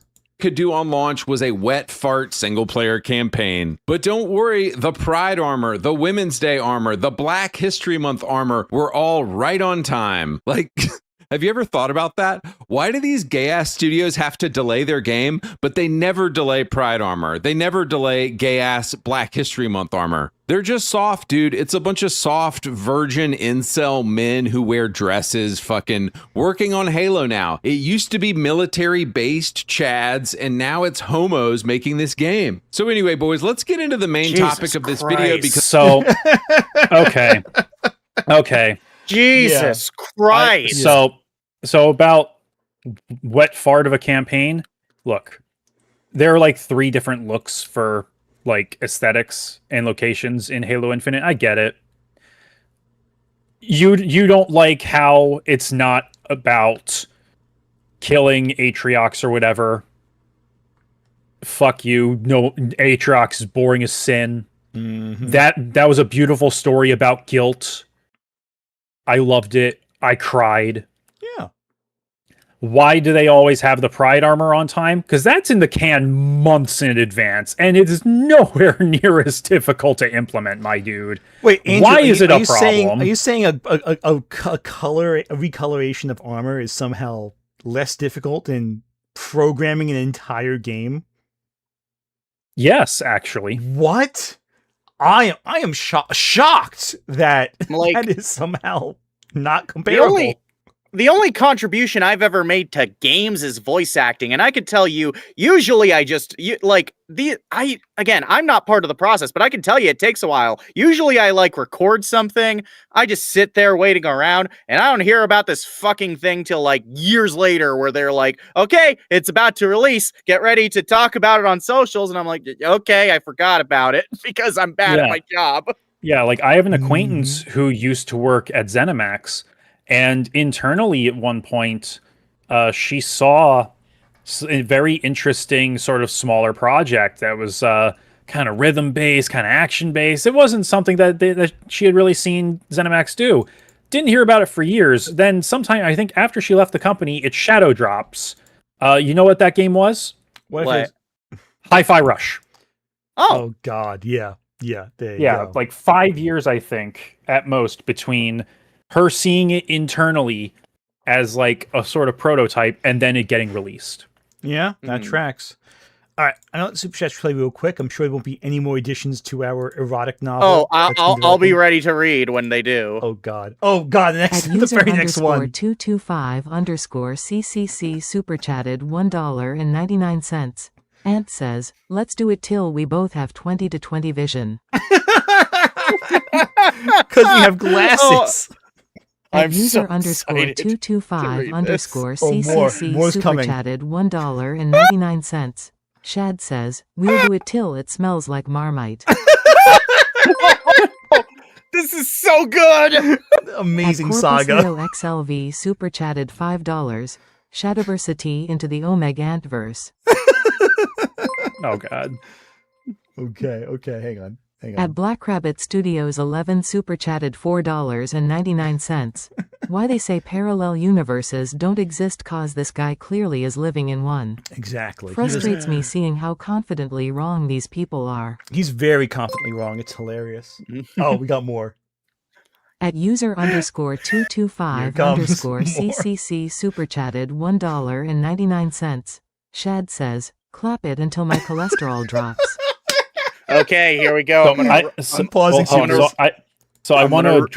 the Violet Skull had brought up pinkwashing and how it's something that Microsoft does to show that they care about queer people, even though they don't. I'm not going to contest that. I do think that is probably the case. That corporate pride, for when it was actually a thing, I don't think anyone in the C-suite actually believed in it. They did it because Lucy they want. Audience. Welcome. Sorry, I saw Lucy's rating. Hi, Lucy. Welcome. I 100% believe that the vast majority of people in the C-suites are only doing it to score brownie points because it actually gets more sales from LGBTQIA people. Is that a very cynical look at it? Yes. Is it probably true? Maybe. Is it a net positive, just in the broad strokes? Probably, because it normalizes it. It normalizes that gay people exist, that queer people exist, that fucking trans people exist. I think that's a net positive, but I'm a very small part of that community, so exactly. It's a fun addition. Oh, here we go. Oh God. Speaking of gay people, I gotta read those Shad X Ant super chats out loud now. User 225, you are currently the champion of the chat right now. All right. Ant then says, "Let's do it till we both have 20/20 vision." Chad says, "We'll do it till it smells like marmalade." And then the last one. Then Chad says, "Clap it until my cholesterol drops." Speaking of obscene amounts of cholesterol, how is the challenge, Lizzie? Oh, the fucking McCrelly challenge. That was awful. I hated it. I never want to do it again. Even attempting I told you, I told you, it that sounds horrible. Why would you? It was. I didn't finish it because it was the worst fucking order ever. God. Anyway, let's move on. Apparently, she does that every other day. Well, like every other I week guess now. I don't believe How? it because VTubers aren't real. I'm destroying your illusion. What, you mean there's people behind there? They're not actually anime girls? Yes. No. I don't know. The deception. I've met at least 2 VTubers IRL. One of them was my best friend even before she started VTubing. Hell yeah. They're both pretty kawaii. Okay. And are you aware of what the McCrelly challenge is? I am not. Okay. Okay, don't repeat it because I don't want to admit that I attempted this. Okay, I won't repeat it then. You can see it on my channel. I attempted to do it in a stream. It lasted 30 minutes before I gave up. Yeah, I wouldn't even last that long, I'll be honest with you. I'm sickened but curious. The very concept of honestly though, I hate McDonald's, so that's a factor for me. I just can't stand that kind of food. I don't want to look at it again after that. Like I don't mind McDonald's. Would you rather go to McDonald's or a diner? A diner, obviously. Exactly. So and they're the same price at this point. So why bother going to McDonald's at all? It's just fast. Okay, it's on the McDonald's wiki. Oh yeah, I'm not surprised by that. By Crelly the cow. Oh god, that bodes well. That's your VTuber. 4,000 calories. Oh god. Yeah. Oh, Andrew's discovering it in real time. Well, the good news is there was plenty of leftovers, so there we go. So one double quarter pounder with cheese meal, no mustard, no ketchup, no pickles. Okay, 1 large fry, 1 large Diet Coke. Oh god. It's what follows that's disturbing. Like so far, it's Why fun. are you one additional large? I'm sorry, Lizzie. I know. I don't even I fucking hate Diet Coke is the thing. So do I. Like I'm not really a soda Coke drinker. I drink Coke as like a utilitarian thing just for the caffeine because I don't do coffee. Right. Mm-hmm. I mean, like individually, I could probably do all these things all in one sitting. I'm brothers and sisters and NBs. I am 31 years old. I am not in high school anymore. I could not do this. I'm older than you are, and the thought of it makes me feel sick, quite honestly. Well, I was being paid to attempt it, so you know what? Oh, and you know what? I didn't have to finish it. I just had to attempt it. So you know what? You see, not it's a the bad milkshake deal. and McFlurry and all that grosses me out. I can't. That's where it gets like really gross for me. The concept. Anyway, before we discuss all of chat, let's go back to AndyPants Gaming talking about gay Halo. Because like I said, I replayed the first 3 Halo games, and I want to go into 3 major points about exactly why the Halo games are so bad now. Number 1, the original Halo games made you feel like a hero. 343 turned Master Chief into a cuck, a simp, and a morally gray bad guy. Number 2, the original Halo games were primarily military engagement video games. The 343 games are practically anti-military games and completely get away from the series' roots. Number 3, Halo has always been a deeply religious game. Come join the military. 343 games stripped all the religious stuff out, and it doesn't feel like a Halo anymore. You get bossed around in let's the get into military. it. That's what it is. Hold on.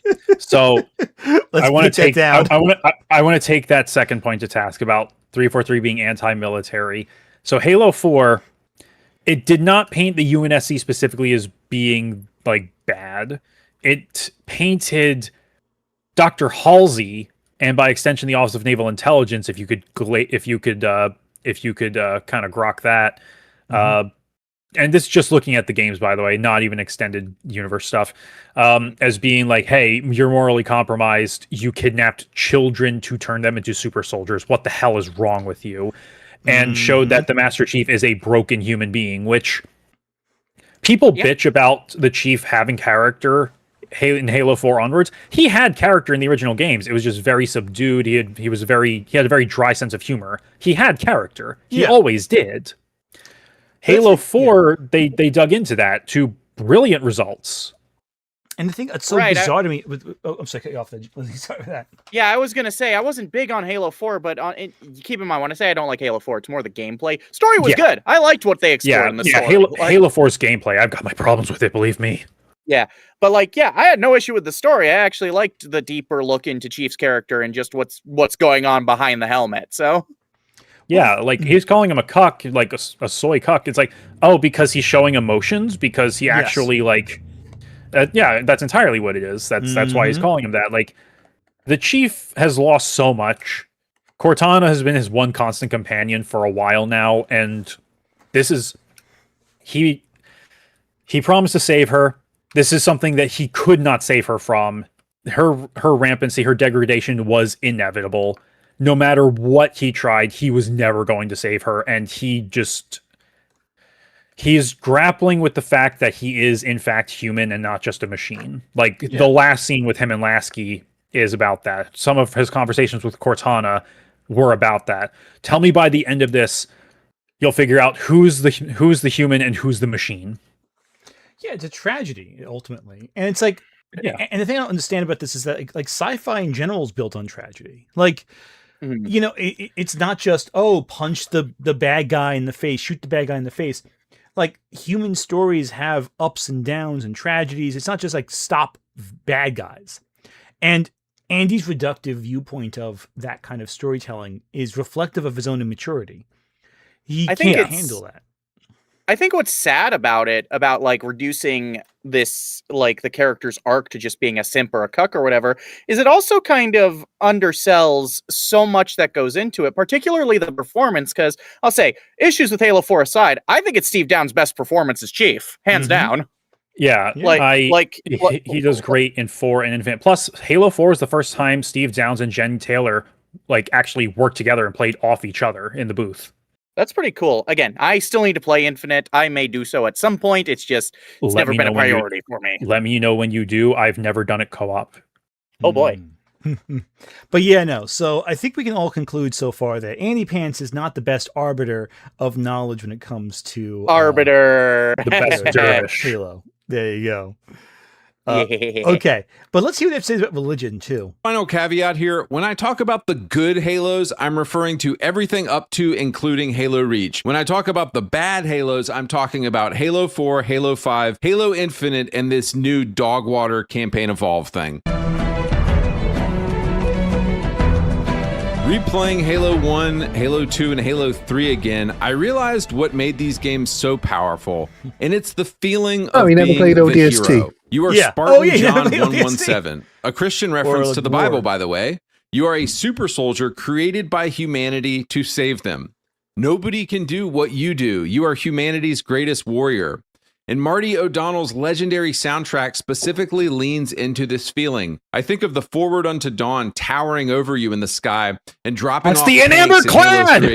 You get the right fucking one. What a fucking poser. It's also funny that he keeps using cutscenes from the anniversary version of Halo 2, because guess what? That was developed by 343, which you are currently giving so much shit to. Like, there's no Halo Wars. Exactly. I was thinking the same thing. 343 and Saber Interactive specifically. Yeah, it's like. So like he's saying, he doesn't fucking get the lore, and I don't pretend to be the biggest Halo expert, by the way. But like, that's why you have us. That's why you have you guys. Yeah, but like, I'm not dumb enough to say it. I'm not. So I want to note this point. Cloud Parade is asking, did he just quote a Bible verse in Halo video? Yes, actually, John, the Master Chief's name and number are deliberately a biblical reference, but not the one he put on screen. It's supposed to be It was. I put it in my video. It was basically It wasn't the Apostle John. Someone corrected me on that in the comments. It was It was something along like I was on my knees, I looked up, and he said to me, "Do not be afraid, for I am the beginning and the end." Like, yeah, it's supposed to represent that the Chief is a savior figure, not a Christ-like savior figure, not a spiritual savior, a literal physical savior. Right. Hang on a second. Yeah. Oh, that's interesting. I mean, it's a reference to the apocalypse, according to John. The Revelation 1:17. Yeah. But he got it from a Reddit thread. The funny thing is, it's like he's using the fact thread guessing what it was. It's weird because he's using the fact that these games have. that these games have biblical references and religious imagery, as I mean to say, see, these are totally Christian games, when using biblical imagery is a very common, it's very common in stories, like even those that aren't overtly religious, like Exactly. It's an illusion. Like Death Note, fucking Death Note uses a lot of religious imagery. It's not a Christian show. Exactly. Also, hey, what's going on, creepy reading in chat? I see you. I see you there. Are we also not going to ignore the fact that there's also Greek legend in the Halo series? I mean, isn't that why they're called Spartans and there's 300 of them? Yes. Yeah. Actually, here's the thing. So with the Spartans, Halsey wanted to do 300, only got funding, but they narrowed it down to 150. Only had funding for 75. And by the time the augmentations were done, when they were 14 years old, they had something like 30 to 36 left. The other ones all died during the augmentation process or washed out, like they didn't take when they were horribly maimed. Yeah. All right, I'm gonna let some super chats. I'm going to give. Sorry. Just before you do, I just want to give my really stupid Halo take, because go for it. I assumed that the reason his name on it was because he was a Spartan, and it was a reference to Demolition Man. You see, that's a cool take. I think the Bible is the one that we're going with, but that's a good take too. Oh yeah, totally. There's nothing that backs it up at all. Just the fact that his name is John and he's a Spartan. John Spartan's the main character from Demolition Man, which is. I think it's a better reference, honestly, than Bible. The Bible. Yeah, probably. Yeah. The name John came later. Like Troutman and Eric Nyland came up with the name. All right, we're gonna go back to the Omegaverse Yowie that's been developing in my super chats this whole time. And once the super chats are done, I'll continue reading those. Oh hell yeah, let's do it. At Mysticum1 Asma super chatted $6.74. I realize I'm not adding much, but I did not expect to be hearing Shadiversity Yaoi LMAO. I know. Neither did I. I'm just as sin as you are. Quite At frankly. Eustace Giwo super chatted $5. Clown, crying about woke skins. Instead, Macroslip denying gamers the in-game ability to make their own custom skins so they can charge people. Exactly. Yeah. At GamerNinja24 super chatted $5. If I remember correctly, Halo has been on a decline since ODST. Not because of diversity, but because of lore disconnection. No. No. We got at user _225_CCC super chatted $1. All right, I'll read these after they all go Show through. me the two-hand grip you're famous for. Ooh, I can read that in an interesting way. I'm scared. At Olivia _Williams _purple _fairy super chatted $1.99. Oh no. Not moral ambiguity. Not moral ambiguity. Oh no. In my Halo? Oh, it's more Black likely Rabbit than Studios 11 super chatted $1.99. Pro military, Spec Ops The Line entered the chat. Yeah. Well, he hates that game too, actually. He hates Spec Ops.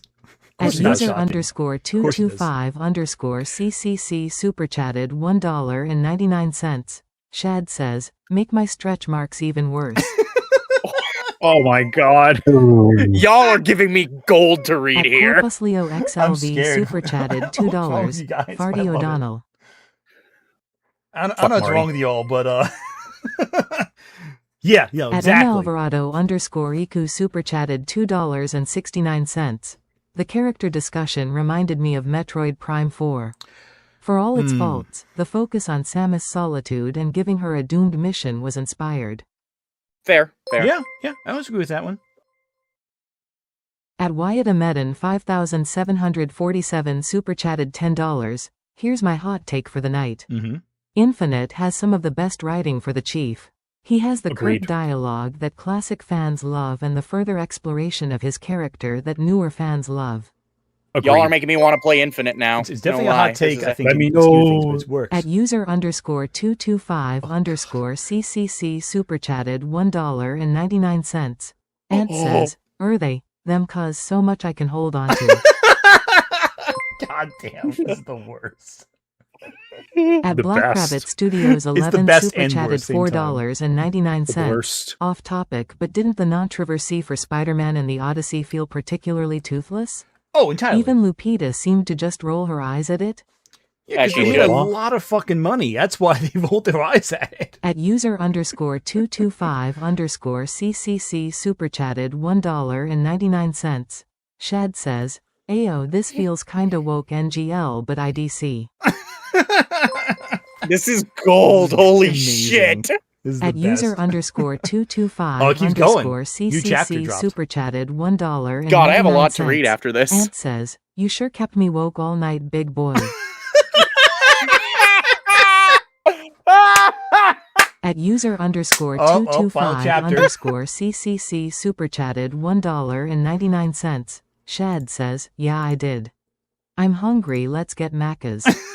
Macca's. Macca's? McDonald's. Oh, Okay. God. Yeah, it's what Australians call McDonald's. Oh, God. All right, so Okay. based on that last one, I'm guessing this is the last of the All right, yaoi. I'll be while you reading. do that, I'm going to run to the For bathroom. now. I'll listen to it on my phone so I can hear you from a distance. Okay, so let's read this. Pause, by the way, until I get back. All right. Ant says, show me the two-hand grip you're famous for. Shad says, make my stretch marks even worse. Ant says, you're they/them because so much I can hold on to. Oh, Shad says, God damn it. okay. Then, Breathe. then Shad says, Io, this feels kinda woke, not gonna lie, but I don't care. Ant says, you sure kept me woke all night, big boy. And then Shad says, yeah, I did. I'm hungry, let's get Macca's. The end. This was the highlight of my career. The highlight of your career so far.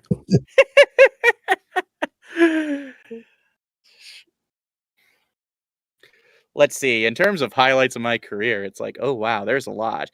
Getting to voice in Yaoi with Kinger Digital Circus. What else is Oh, wow. there? What else is there for I fun? know that one of the highlights was before I even started my current YouTube channel. I made the audio remaster for the first episode of RB and the Chief. Oh, nice. Yeah, that was interesting. I've contemplated asking John to do a cameo in one of the Halo videos, but I want to do it like just the right one and only as a one-off. Right. But even then, like, John's kind of like a mercurial character. So it's like, do I want to associate myself with him, even if it's very loosely like that? Because, like, I don't think he's a bad dude, but his audience, yeah. I don't think they realize exactly what it is he's going for with a lot of stuff. Some people said I sounded like JFK by the end. Like I said, I'm not great with Australian accents. Mine slips into all different kinds of accents. And then someone, the Violet Skull, also said, do Yuri as well, please. I auditioned for a Yuri. I didn't get it, but it was a fun experience. I hope I can book a Yuri anime because that would be the peak of my career right there. I hope you can book a Yuri anime too. Live your dreams. Okay, here's my idea.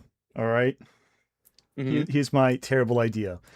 If we hit goal tonight, I'm going to try to compile all of the super chat of that saga we just heard. I'm going to make Lizzie read it again, all straight through, and include the end credits of some, like, random video I work on in the future. If we hit goal by end of night. Okay. But if it's based on whether or not... Do we know... Oh, go ahead. I was just going to say, do we know any animators who could whip something up quickly? I know Quinn can draw some stuff, but I feel bad asking him about that. I know one or two animators. One I've worked with, the other I just, degrees of separation. But she's usually pretty booked, so it'd be like having to, work with, like, ask her like months and months in advance. Never mind. Okay. Just an idea. Okay, so if we reach goal and we do that thing where we just compile all the super chats of this Ant X Shad saga, I am going to have to make that a commission, Ant. I will have to ask for payment. I will to do pay this. for that. Yay. I will pay. I will pay. Yay. That's fine. Just so I can say, because not only do I need money right now, but also because. I mean, you spent all the McCrelly money. You spent all your money on the McCrelly challenge. No, I haven't spent it all. I'm just saying. That's tax deductible. I understand how it is.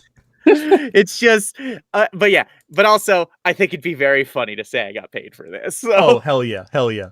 If we hit goal, we have to hit goal, though. If you don't hit goal before end of stream, I'm not doing it. But if we hit goal, we're doing it. Guys, hit goal, please. This would be so fucking funny. All right. Before we do more super chats, though, I am going to keep with this. I think of running headfirst into battle in Halo Reach. I think of mounting a final offensive in Halo 2. The developers at Bungie were simply chads. They were a final offensive against the religious zealots who wanted to initiate the rapture on a galactic scale. Pro-religion, though. It's very pro-religion. Yeah, pro-religion, you know, led by someone who used to be a high-ranking officer within that religion. Yeah, indeed. It's pro-military and pro-religion. It's combining the two together. Yeah, which culminates in his faith being completely broken when he learns that it was all built on a lie. And look, what are you talking about? That sounds entirely pro-religion. Anyway, back to this. Actually men. They cared about things like heroism and not being a little trans troony beta cuck. Jump over to 343 Industries and you see grown men showing up to work in dress. Hold on. They cared about being a hero? No, they cared about saving their fucking race. Cared about saving humanity. The Master Chief, through all of the games, he only ever saw whatever he did as his duty. Nothing more, nothing less. He does not think of himself as a hero. He thinks of himself as a soldier. That's it. Mm-hmm. Plus, there are small moments where it's like the games do kind of scoff at the idea of heroism. Like, you know, like one of my favorite lines from Cortana is like, you know, with all due respect, sir, this war has enough dead heroes. Like, yeah, exactly. Yeah. Mm-hmm. Oh yeah. Are you implying it's not about being a hero? Like, what's going on there? Anyway. Yeah. So, someone in the chat asked what a troonie is. It is a bad word to use for trans people. I will say that right now, as someone who was called one several times in my life. So it is a 4chan slur, not even like a mainstream slur. It's like a 4chan type of slur. Right. I was gonna say the only times people ever referred to me as one was when they were doxing me on fucking Kiwi Farm. So that should give you an idea. Yeah. Funny thing is, I can't remember if they actually used it. I think they may have, but I do look myself up on Google every now and again, just see like who's talking about me, like how far my stuff has reached. Mm-hmm. And Brave. I know. Thankfully it's mostly good. Except for one time someone mentioned me in a thread on Kiwi Farms. Oh God. Oh jeez. It was only the one. It was only the once, and it was after my Jack 3 video, because the short version, I asked a trans woman to read a quote from Amy Hennig for that video. The poster thought that I read the quote and put on an affect. Huh. What? Really fucking stupid. That's the thing about people on different sites like this. A lot of them are really dumb. Like, Jesus Christ. Like, it's not just that they're stalkers. They're also dumb. A lot of the time. If you're not dumb and you're smart and it's like, good for you, but you know there's dumb people on that site too. Like, you know there's stupid people on those websites. Like, Jesus Christ. Anyway. I'll let some super chats play real quick. Okay. If they ever load. Maybe someday. Oh, there you go. I was like, maybe someday. At Mysticum1 Asma super chatted $13.48. I think the reason AndyPants is so off the mark when it comes to discussing religion is because he just uses it as a shield. Mm-hmm. He's just as much a tourist with religion as he is with gaming emo. 100%. We got the Bible quote wrong. Yep. At Zeku super chatted $5. Halo 2's story actually hit pretty close to home for me shortly after I deconverted from Catholicism. I found Arbiter to be a very relatable character. Same. sense. Same. Something I want to touch on my video, yeah. At user_225_CCC super chatted $1.99. And I'll introduce myself if I see you at Anime NYC. I don't know if I bought tickets for Anime New York City. I should probably get those. I forgot all about it. Shit. Okay. Wait, no. Anime New York City. When is it? When is it? When is it? Let me double check. I forget when that is. One second.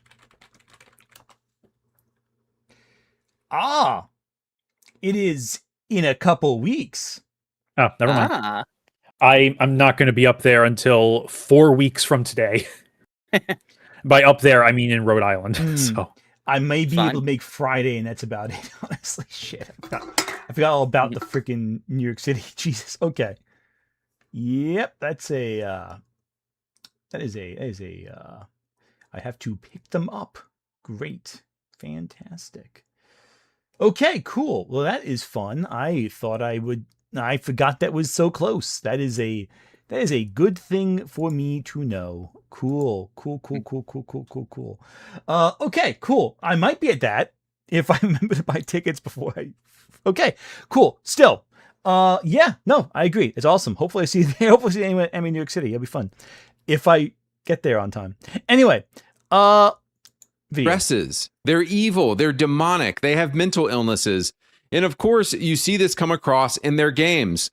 Halo 4 opens with Dr. Halsey essentially being called a war criminal for making the Spartans. Halsey is first mentioned in the book from 2001, but never shows up in the early games except for in Halo Reach. Reach never treated Halsey as a war criminal, but rather somebody who made hard decisions to save humanity. So again, the cuckening of Halo. 343 is attacking their own main character. Oh, she only showed up in a book. Yeah, this one. My brother in Christ, she showed up in at least 3 by the time Halo Reach came out. Mm-hmm. And they all painted her as at least morally questionable, if not outright completely compromised. Because she started the program by kidnapping 75 children, replaced them with genetically compromised clones who would die within a matter of months. So that way their parents would never know that their children were actually taken. Which didn't work, by the way. Some of them kind of figured it out. Mm-hmm.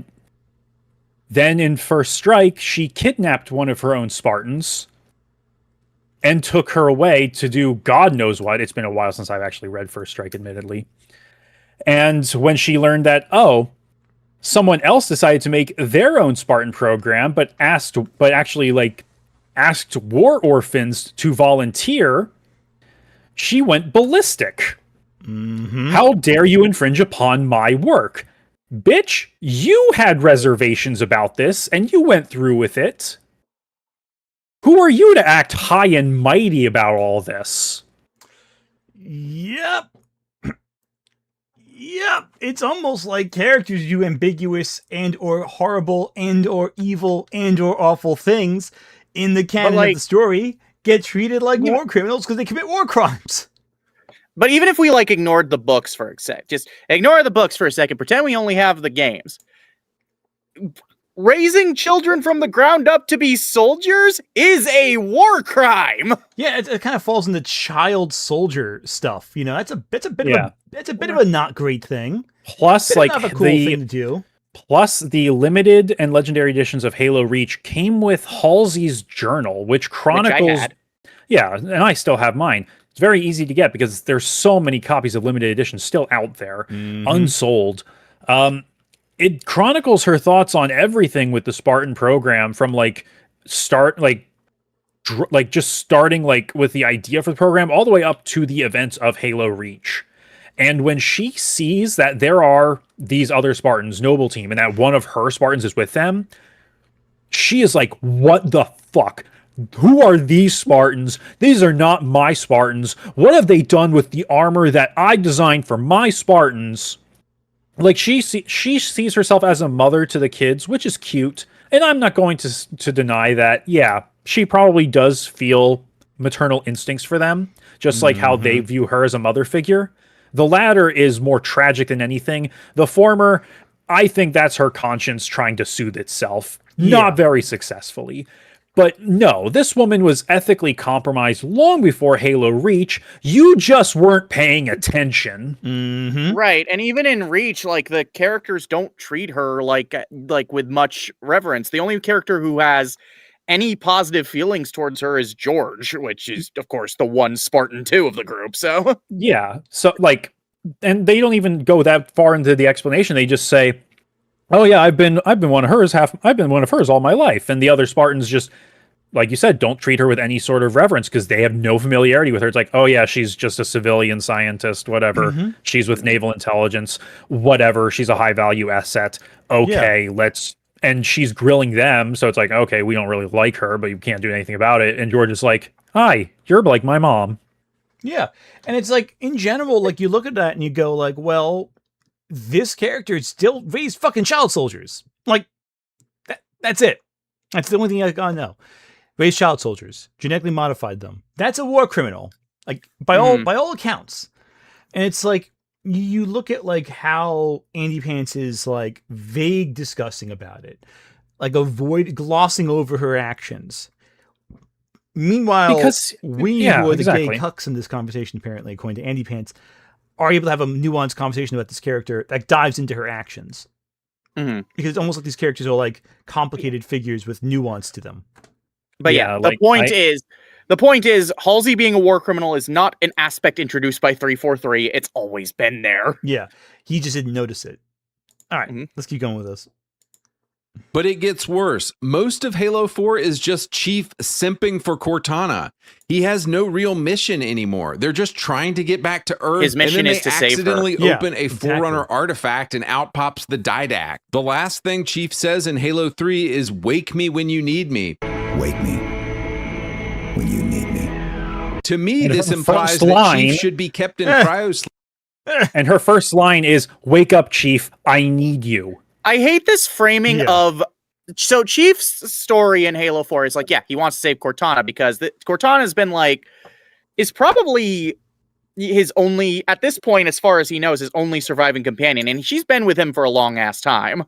Like, Halo 3 killed off a good amount of characters that Chief had like any close friendships with. I mean, like Blue Team is still alive as far as he knows because he saved them in First Strike. They're just not in the games till Halo 5, which that's a whole other discussion. Cortana is his only friend here and the the closest one that he has because of, the books describe the symbiotic relationship between the Chief and Cortana, just like physically, as like when he plugs her in, it feels like a liquid fills his head. Like they are literally like the same being, like for all intents and purposes. It's like, it's not simping. He genuinely cares for her. And I don't like this framing of, I'm going to save this person I care for over, oh, he's just a stupid cock simping over a woman. It's like, fuck off. And it's not he's never cared about anyone else's life before. Like literally in Halo 1, when they get in the life pod, when the Marine is like scared, he can not stand up. The Chief takes him, gets him in there. Another Marine's like, are we gonna survive? I don't want to die here. And the Chief just like puts his hand on his shoulder just as a little bit of comfort. Right, like Chief's pretty stoic, but it doesn't mean he's incapable of feelings. Like there's plenty of moments where he shows emotion in the trilogy, even a sense of humor at times.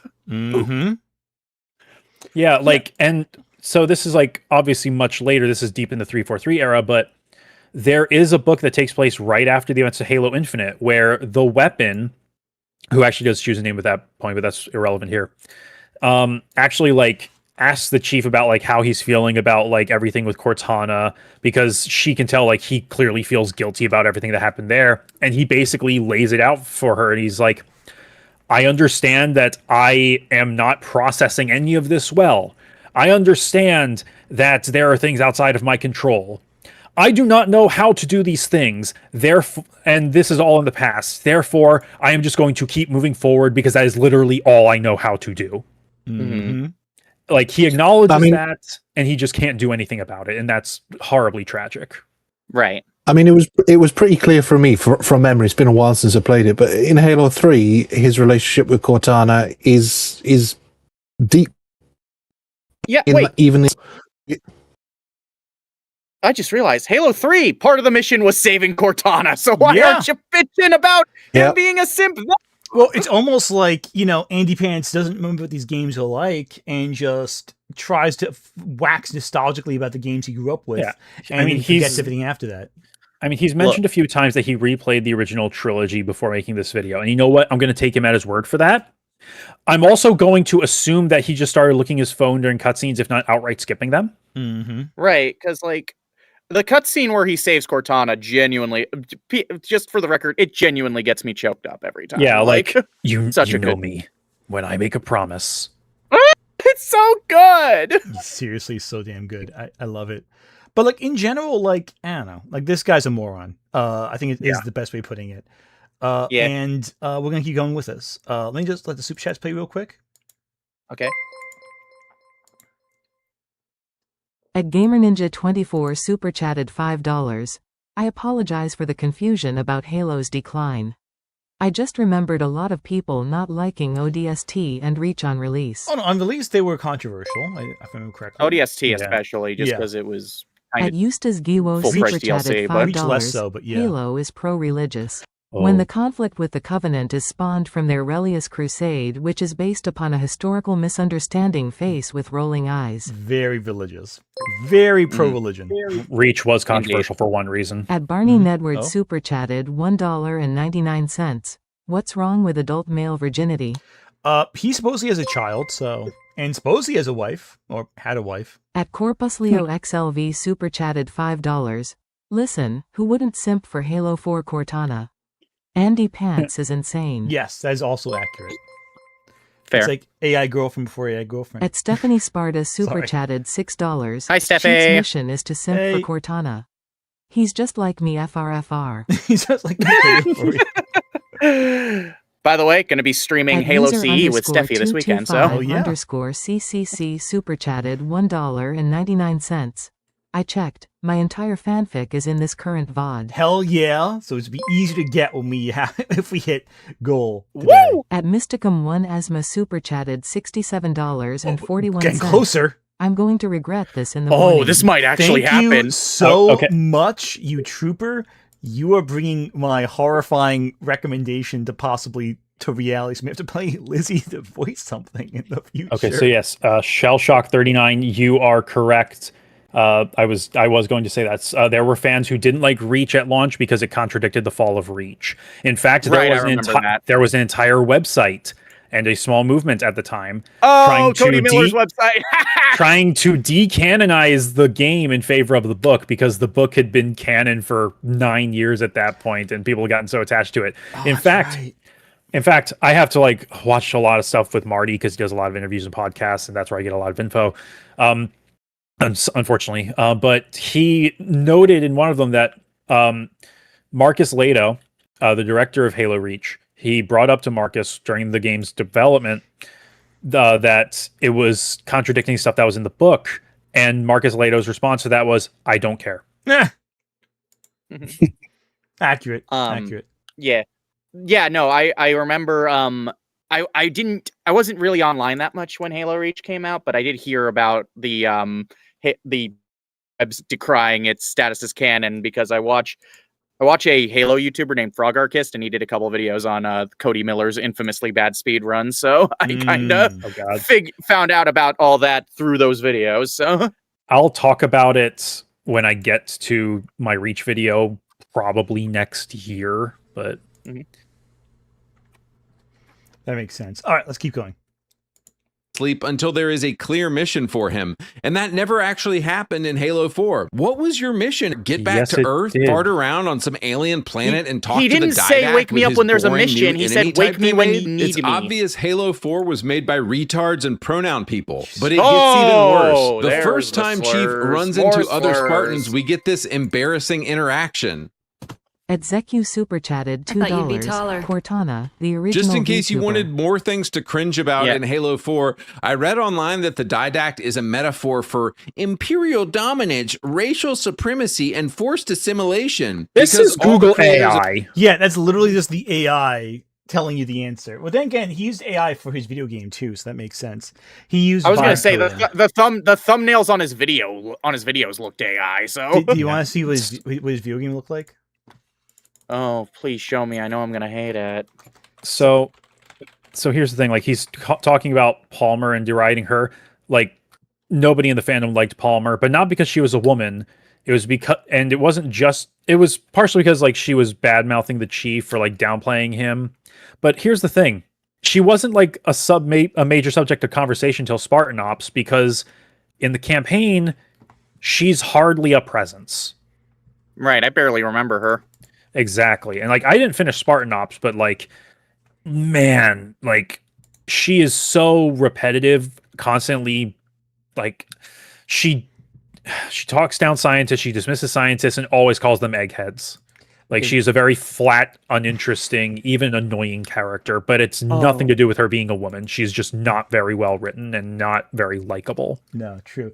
Okay, so what here is it's called Chad versus the gay Nazis. Jesus Christ. It's been banned off of Steam. It's been banned off of Linktree, Shopify, and Linkbee. Apparently, it's only on Itch. Which No, it's not. It's been banned. It has since been banned off of there too. I was gonna say I would have been surprised if it was on Itch, because I know they have some standards. So No, it's been banned everywhere. It's no longer on itch.io. It is gone everywhere. oh god. Okay.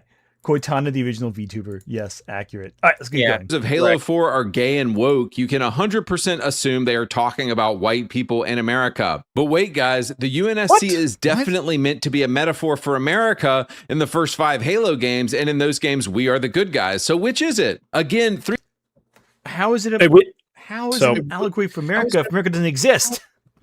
Well, in that game. Well, look, I don't think that's really like the argument you want to make there, just because, like, anyway. Well, don't you know America also kidnaps children and forcibly mutates them into freaking super soldiers? So, just because you are the protagonist does not mean you are the good guys. There is a matter of degrees here. There's a matter of degrees. No way. It's easy for a player to identify with humans, which is also why when you play as the Arbiter in Halo 2, you don't fight any Marines. Right. It's just that the UNSC is humanity. They're not doing great stuff, but there's a worse force out there. Again, matter of degrees. Mm-hmm. Mm-hmm. Mm-hmm. Yep. Yep. That is accurate. It's weird though that he is completely disconnected. That, like, he's saying that in 4 it's about white people being the problem, but he doesn't get that the first 3 games it's religious fundamentalists of any shake being the problem. Right. Yep. Apparently that flew over his head. Listen, I realize I've been to the Andyverse school of intelligence more often than you guys, so I'm a little more equipped to deal with AndyPants' special brand of stupidity. This is all basic shit for AndyPants. This is how he always talks. I'm not surprised. This is how he frankly, always I am is. not surprised at all. All right, let's power through this. We're only halfway through. 343 is so confused and retarded because they made America the good guys in the first 5 Halo games, and now suddenly America are the bad guys. And the final thing I hate about Halo 4 is, of course, that they completely changed the lore. In Halo 3, there's a moment where 343 Guilty Spark looks at Chief and says something to the effect of, "You are the Forerunner." You are Hold on. Forerunner. Implying that humans are the Forerunners and that they... Okay, so on his Make America / UNSC the bad guys thing, the UNSC is never made to be the bad guys in Halo 4, 5, or Infinite. In Halo Infinite, the UNSC is wiped out. Mm-hmm. So in Halo 4, you have one guy who's being a jackass. He does not represent the entire UNSC. When the Infinity gets back to Earth, that captain is reprimanded and stripped of his command. So, his first officer is given command, the actual reasonable one who was an ally to Chief. Mm-hmm. So, in regards to Spark's line about you are Forerunner, like you are, like that kind of removes essential context to that line. I'm trying to find the completely fucking unstable. That but he says something. But he says something beforehand where he's like, you are the one meant to inherit like everything, but like you are Forerunner, but this ring is mine. Again, it is the ramblings of an AI going rogue, but he's not saying literally you are the Forerunners. He's saying like, oh, you're the one meant to inherit it, but fuck you, the ring's mine. So there are layers of context to this beyond that. Oh god. All within that era, by the way, not even looking at anything that came later. So the full line is, you are the child of my makers, inheritors of all that they left behind. You are Forerunner. However, there are 7 terminals throughout the game at that point that log communications between the Didact and the Librarian, which basically say, oh yeah, humans are a separate race from the Forerunners. Now, those terminals were written by Frank O'Connor, so there might have been miscommunication. Maybe Spark was meant to be, maybe the thing with Spark was meant to be a bit meant to be vague because he was clearly going rampant. People have debated this for literally decades at this point. I'm sick and tired of this debate. But go back even further. Even further. So Lee Wilson, the storyboard artist on at least the first 2 games, uploaded all of the storyboards for Halo 2 sometime in the past several years, including for the cut 3rd act that was expanded into Halo 3, showing the original planned ending for Halo 2. Now, in that, the portal that leads to the Ark in Halo 3, that was actually the Ark. And deep inside, there was going to be a casket, which had the DNA print of the Forerunners. And the Arbiter would go down into that tomb, open that casket, and do you know what is in that casket? The thing that actually is meant to be like a Forerunner? It's a human skeleton. Oh. See, that would have been clever if that was the case, and that line would have made more sense in that context. Planned. Yeah, so there are layers. As far as the original plan was humans are Forerunner, probably. That got changed because that ending is not canon. So look at intent, look at execution. Execution, it's still just vague enough. There is wiggle room just because you have the explicit statements of, hey, yeah, humans and Forerunners are different. We were at war at one point, and you are Forerunner, but it's being spoken by an AI that is going insane. So, right. Yeah. There's so it's not as surface level as, oh, Spark was literally saying that that humans and Forerunners are the same. There is a lot to go through, and I think this person's understanding of the games and the dialogue and what's being said is astounding here. Yeah, no, it's a lot of missed elements here, it sounds like. This is like a very messy situation. And he doesn't understand that the lore was changed, but like at a level that was far different than the one he claims it is. And like that's it's like he's acting like that. Sorry. Yeah, like that. The whole thing about humans and Forerunners not being the same, that's in Halo 3's terminals. So like, does this dude do you even Halo, bro? Like, you seem to be passingly familiar with like a couple things said in like one book, but like, my God. But he's like this with everything he talks about. He has like a very loose understanding. I think he just kind of glosses over games and like just kind of jumps into like, oh, here's this plot beat that I kind of grapple with somewhat, and he rolls with it. Now, here's a question for you also. How old do you think this guy is? Too old to be doing these kind of videos. How old do you think he is? Is he in his 40s? He's in his 40s. His mid-40s. Oh my God. That was my first guess. Yeah. That's sad. And he's talking like a college kid in like a 4chan COD lobby back in like the mid-2000s. He's talking like a 16-year-old. Yeah. Yeah. How can he be that old and just not know anything? He's 45. He's 45. Jesus Christ. This is just sad. Yeah. This is very sad. Mr. And- Pants, please. I would say go touch grass. I would say he should talk to his wife and kid, but unfortunately, I think that isn't really a factor anymore because of the Chad versus gay Nazis game he made. God. Yeah. Anyway, back to this horrifying nightmare. They are not actually a separate race. And then if you look at all the Bungie lore dumps and old videos, you find out, yes, Bungie intended humans to be the original Forerunners. Here we go. And that would have been super interesting because on the one hand, the Covenant are against the humans and fighting the humans, but then they're finding out, oh wait, the humans are also the Forerunners we've been searching for, and the Prophet of Truth is hiding all this stuff from them, and it would have been a very cool plot device to have used in the later Halo games. But of course, 343 had to retcon all of... There's a lot to unpack there. So about that. So Joe Staten was not present for a lot of Halo 3's development. He was doing stuff in New Zealand with Peter Jackson for potential Halo stuff that fell through, and he also wrote the novel Contact Harvest, which actually depicts the start of the war. Mm-hmm. The Covenant had a device that would reveal Forerunner artifacts. They found a human colony world. It lit up with a bunch of artifacts. Then they came there. Where are the artifacts? These guys must be finding them. Let's go make nice with them. Oh, a weapon discharged. One of them got killed. Firefight broke out. I guess we're at war now.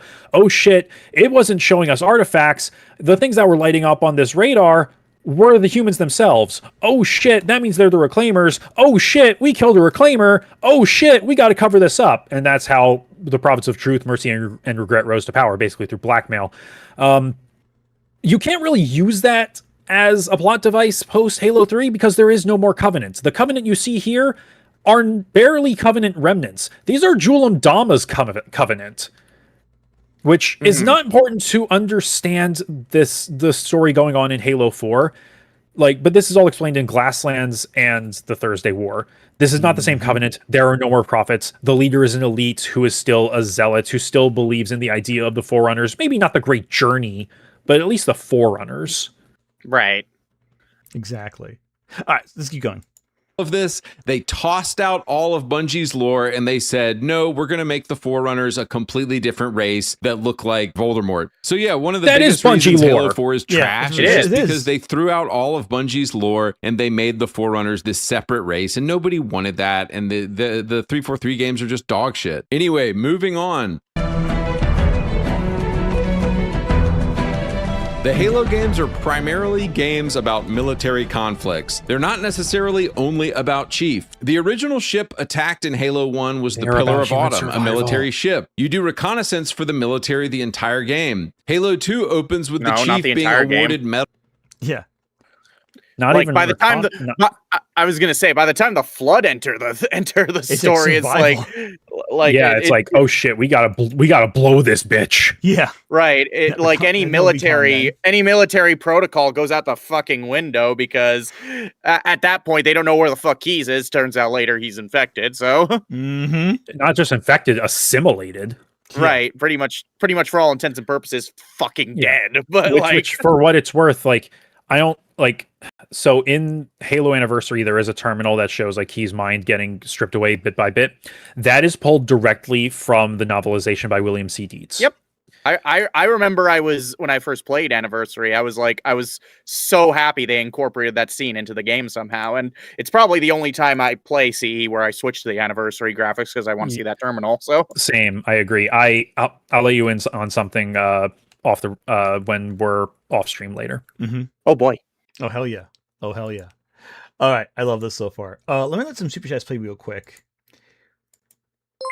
because this video is slowly freaking my brain at out. User _225_CCC super chatted $1.99. What if I cook a Lily X ant enemies to lovers FIC? Okay, that's all the super chats we have so far. No, please don't do that. That's okay. One more super chat came in. That's horrifying. Please don't do that. Not with Lily. At Corpus Leo XLV super chatted $10. Also, people complaining about retcons will always make me immediately discount their criticism. It's such an entitled way to treat media. Narratives change all the time. It's just a part of the process. Yeah, and So- I feel like with retcons too, it depends on how well it's implemented. Like, is the retcon they're doing better than what came before, or is it just Right. different? You know, To me, it's a matter of like what is retconned and how. Because like I'm a big Kingdom Hearts fan. A lot of the retcons in Kingdom Hearts, they work within what was already established. So it's like, yeah, it is a retcon, but usually it doesn't break anything. Like a lot of people like to say, like there are retcons in Halo, but not like what this guy's saying. The big one is that I can think of immediately is originally Sergeant Johnson was immune to the Flood. That was established in First Strike. It was because of a neurological disorder called Boren syndrome that he got when he got a massive dose of radiation from throwing a bunch of plasma grenades in a battle years prior. That was retconned years later to no, he had some mild augmentations because he was part of the Orion program, which was renamed Spartan 1. But no, it's not that. That's not why he didn't get infected. The Halo graphic novel establishes no, he didn't get infected because he's just that badass. He fought his way out without getting any cuts or lacerations. Which hell yeah. Okay, Sure. Okay. That works. All right, I'm gonna put AndyPants at like 1.5 because I'm struggling with him. he's I was gonna say I'm probably gonna head out of here in 25 minutes. So. He is a war hero. Rough. Halo 3 ends over a patriotic speech as we see a memorial to all the fallen soldiers in the game. Halo Reach is primarily about the bravery and dedication of 6 Spartans as they gave their lives to stop the fall of Reach. The original Halo games are unabashedly pro-military, and as we know... They're not pro-military because they died. It's like... No, it wasn't that. It was, they gave their lives to stop the fall of Reach. No, they gave their lives to do what they could so that anyone could possibly survive and escape. They knew that there was no way they were going to stop it right from the beginning. Right. Yeah, like Reach, like from the get-go, they knew Reach was fucked. Like the best they could do is keep going for as long as they can so people could get the fuck out. So yeah, like it's like a tragic freaking sequence. It's like it's like, how do you, again, the problem we find with AndyPants is that whenever the military does a good thing, the game is immediately pro-military. And it's like, no, they're like fighting a good fight for the good of everything. He frames any military action in anything as like the most pro, the most successful, the most heroic, the most patriotic thing you can do, and not the bare minimal of like they're trying to get anyone to survive. They're trying to do anything they can to get through this moment. Survival is never a factor. It's just patriotism. I think the moment that really paints that is when George sacrifices his life to blow up the big Covenant ship, thinking, we saved detected. And then a huge fucking fleet of them come out. Subspace rupture detected. Subspace rupture detected. Yeah. That's the moment where if you didn't get the memo, Reach is fucked. Yeah, and that's assuming that you didn't, pay attention to like the first Halo where or read not even the book, but the manual for the first Halo where it literally says, oh yeah, Reach was like our last line of defense before Earth. It was our military center. Oh yeah, it got fucked up by the Covenant in like a matter of hours. Even if you went in without that knowledge, the game makes it pretty clear that once the Covenant enter, it's not an issue of if the Covenant will destroy the planet. It's an issue of how long can we hold them off. Reach opens up with the charred, glassy surface and your ruined helmet upon it. It makes it clear you're not making out of this alive. Yeah. Nobody is, except for June. Yeah, it's a doomed story ultimately, and the problem is too, and this is also I think reflective of a lot of military fiction and military propaganda in Western media in general. They fetishize the idea of sacrifice as though it's like for flag and country and God and all that. But sometimes it is just a tragedy. Like it's just a horrible situation, a massacre. And some people can't register the fact that some stories are about the people fighting for ultimately a lost cause. Yeah, like Carter even puts it like George died thinking he had just saved the planet. If only we were so lucky. Mm-hmm. I genuinely love like Halo Reach's story because of how it plays into the hopelessness, but also the fact that hope does live through all the tragedy, like the ending, like the fact that you, the player, managed to save Cortana and you're able to allow the Pillar of Autumn to launch, pretty much show, you know, you helped save the galaxy because you kicked off the events of Halo, basically. Exactly, and it's like in that which sense, that was a retcon. Yeah, that was a soft retcon from the Bungie era because. So, okay, a little bit of thing here. I talked with Eric Troutman about like Bungie's involvement in approving the stuff for Fall of Reach and First Strike. They were so busy working on Halo 1 that they didn't have much time, and anyone could be involved. It had to be, all right, so we're starting with Jason Jones and Alex Robian, co-founders of Bungie. They invited anyone who wanted to take a look. Too many hands were in there, so they paired it back to just Jason and Alex, who were so busy. They had John Howard, who was from FASA. He worked on Mech Warrior and Crimson Skies. He was assigned to be the lead designer of Halo by Microsoft to keep things on track. John Howard became the go-between between Jason and Alex, and Eric Troutman and his group, basically relaying what was going on with the Fall of Reach for approvals. So Bungie was tangentially aware of what was going on there. In the Fall of Reach, there was a stone the Covenant wanted. There were some glyphs on it. Cortana basically examined those and found, oh, these kind of look like coordinates. And instead of making a random jump from Reach like she was supposed to, she kind of pulled from that. The retcon comes from, there's a retcon with Reach, where it's like, oh yeah, there was other stuff in this Forerunner thing. This is a fragment of Cortana, get her to Captain Keyes, link up with full Cortana, combine these two things. That's how they get to Halo. Does it matter in the grand scheme of things? No. Not really. No. But it is nice to know. It's nice to know, but it's not like that's the thing with plot details. People fetishize like old plot structures as though like this is the way it has to be, and if you make any changes, it's wrong. And the example I always think of is like with Star Wars, right? With the original trilogy, the special editions, there's some special edition changes that aren't that bad. Like expanding Cloud City, not a bad choice. That's fine. I mean, Han shoots first, that's stupid, but not every retcon is that stupid. Giving a song number at the end of during the Jabba scene, that's terrible. That's late. It's annoying. But having a scene with Biggs. What? Having a scene with Biggs. Like that was added in special edition. Yeah, that was a small little addition that was good, I thought. There's some decent additions. And it's like, you just have to kind of deal with, okay, they made this change, this works, this doesn't work, and then go from there, you know?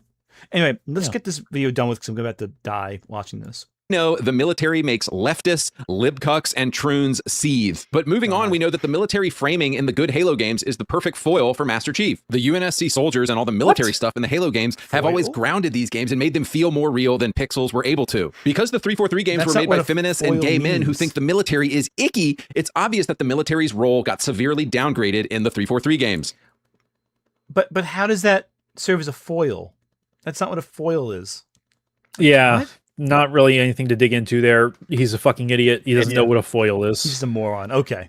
Yeah. So in summary, the later Halo games do not feel like Halo to me because they massively downgraded the military conflict aspect of all this. Halo 4 is about having retarded and esoteric conversations with the Didact. It's boring as hell. Halo 5 is about Cortana becoming the bad guy and you fight this gay loser called Warden Eternal. In Halo Infinite, you fight a bunch of brutes called the Banished, and these guys are so boring that I can't tell them apart. Do you want to know why the 343 games don't feel like Halo? It's because the war against the Covenant and then the war against the Flood are the primary plot device in the good Halo games. The later games were such retarded failures because they got away from being about a military conflict.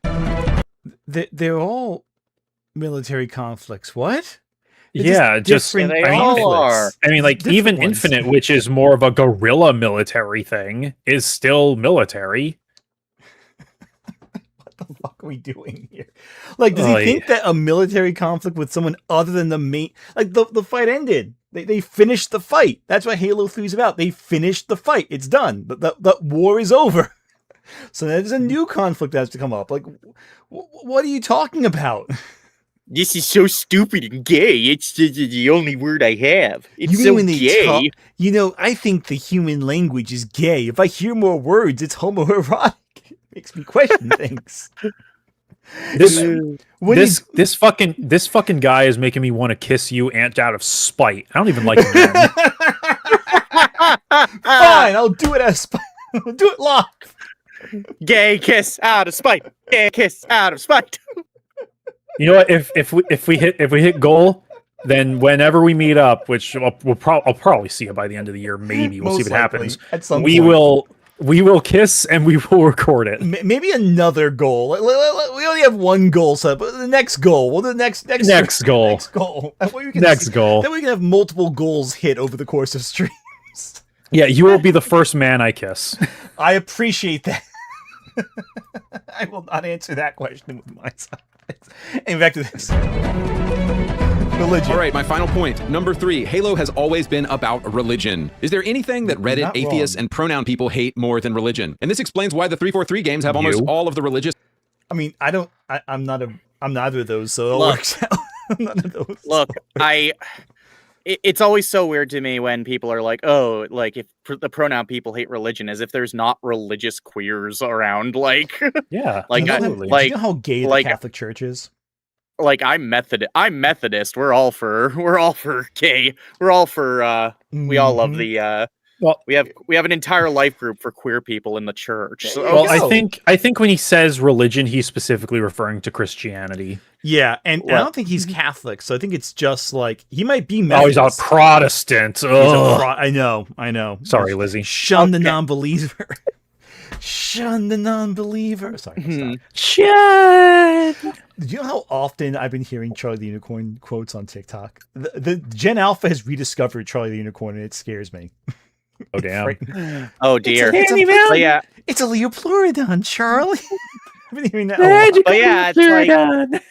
But yeah, it's like I know plenty of LGBTQ plus people who do have religious beliefs. Some aren't into organized religion because unfortunately a lot of organized religion really doesn't fucking like us. But like a lot of organized religion kind of sucks. Oh look, we're watching a video about Halo. I know, it's so strange of game series where the bad guys are a religious sect. Well, it's funny too. Yeah, okay, you're off this. Sorry, Ryan. No, that's okay. I was going to make the same point. It's like he's saying they're all about religion. Yeah, what are they saying about religion in the games? Yeah. What's the message that they're saying about religion? Yeah, what's the point there about the religious groups? I want to see him play fucking Final Fantasy X and see what takeaway from about religion he gets from that. No, Lizzie, he's played Final Fantasy X. Oh, he just doesn't get it. Oh my god! He thinks it's about badass Chads like Orin. Oh my god! I just want to this game's all about religion. Talking about Halo. I just want to point to Tartarus. The prophets have betrayed us. Well, this is the guy who played a game where the final boss is the founder of a religion who's actually just a big tick you can kill, who siphons off the life forces around you and can't kill you, and was like, yeah, this is pro-America. I'm like, okay. Anyway, let's hear what he has to say to this. Just content taken out because leftists find religion icky. But the truth is that Halo 1, 2, and 3 are deeply focused on faith and religious belief. Halo 1 opens with a choir singing, the prophet of mercy, the prophet of truth, the prophet of regret, all biblical concepts. John 1:17 is a Bible reference. Wait, Lizzie, don't you know that singing in a choir means you're automatically talking about God? So you want to know why the Halo theme has a choir at the opening? Because Marty O'Donnell's talked about Marty O'Donnell's talked about this extensively. It's because Joe Staten asked him to make a theme song that sounded, quote, ancient, epic, and mysterious. Yeah, that's exactly what he got. And it worked. It's great. It's a great theme. Yeah. That's it. That it has nothing to do with, I want to make this sound religious. It's literally just this sounds ancient and mysterious. Mm-hmm. Right. It's like and it worked. You got it. It's weird using a choir as evidence for thing religious. But again, I mentioned before how it's weird using the fact that they use biblical imagery and references means the piece is inherently religious. So what do you mean? That's exactly what that means. That's entirely all about that. Anyway, let's let some super chats play because I need other brains in here. My head's melting. I feel flames. At Bombardier 15 super chatted $1.43. Hot take: the Deodact is my favorite Halo villain. That's fair. Bit of a hot take, but that's fair. At Eustace Giwo super chatted $2. The hive mind. Retcons are a matter of, are they well done? Yeah, exactly. Like all storytelling conventions, it can be good or bad. At user_225_CCC super chatted $1.99. If Andy keeps talking crazy, I'll ship him with Ant. You have a mad power. Use it wisely. At Jaking5688 super chatted $2. CSAM Andy must have a very small vocabulary. It's just gay and slurs, everything. Mm-hmm. Oh, the guy 493, thank you for being a member for 24 months. All hail the flying spaghetti monster. Ramen. Oh, Ramen. Thank you. Ramen. Ramen. Raw user men. _225_CCC super chatted $1.99. Oh yeah, BTW I'm a church-going Christian 2 tears of joy. I appreciate that. Your religious sacrifice will not be in vain. Oh, hang on. Let's super check here. No, let me pause them.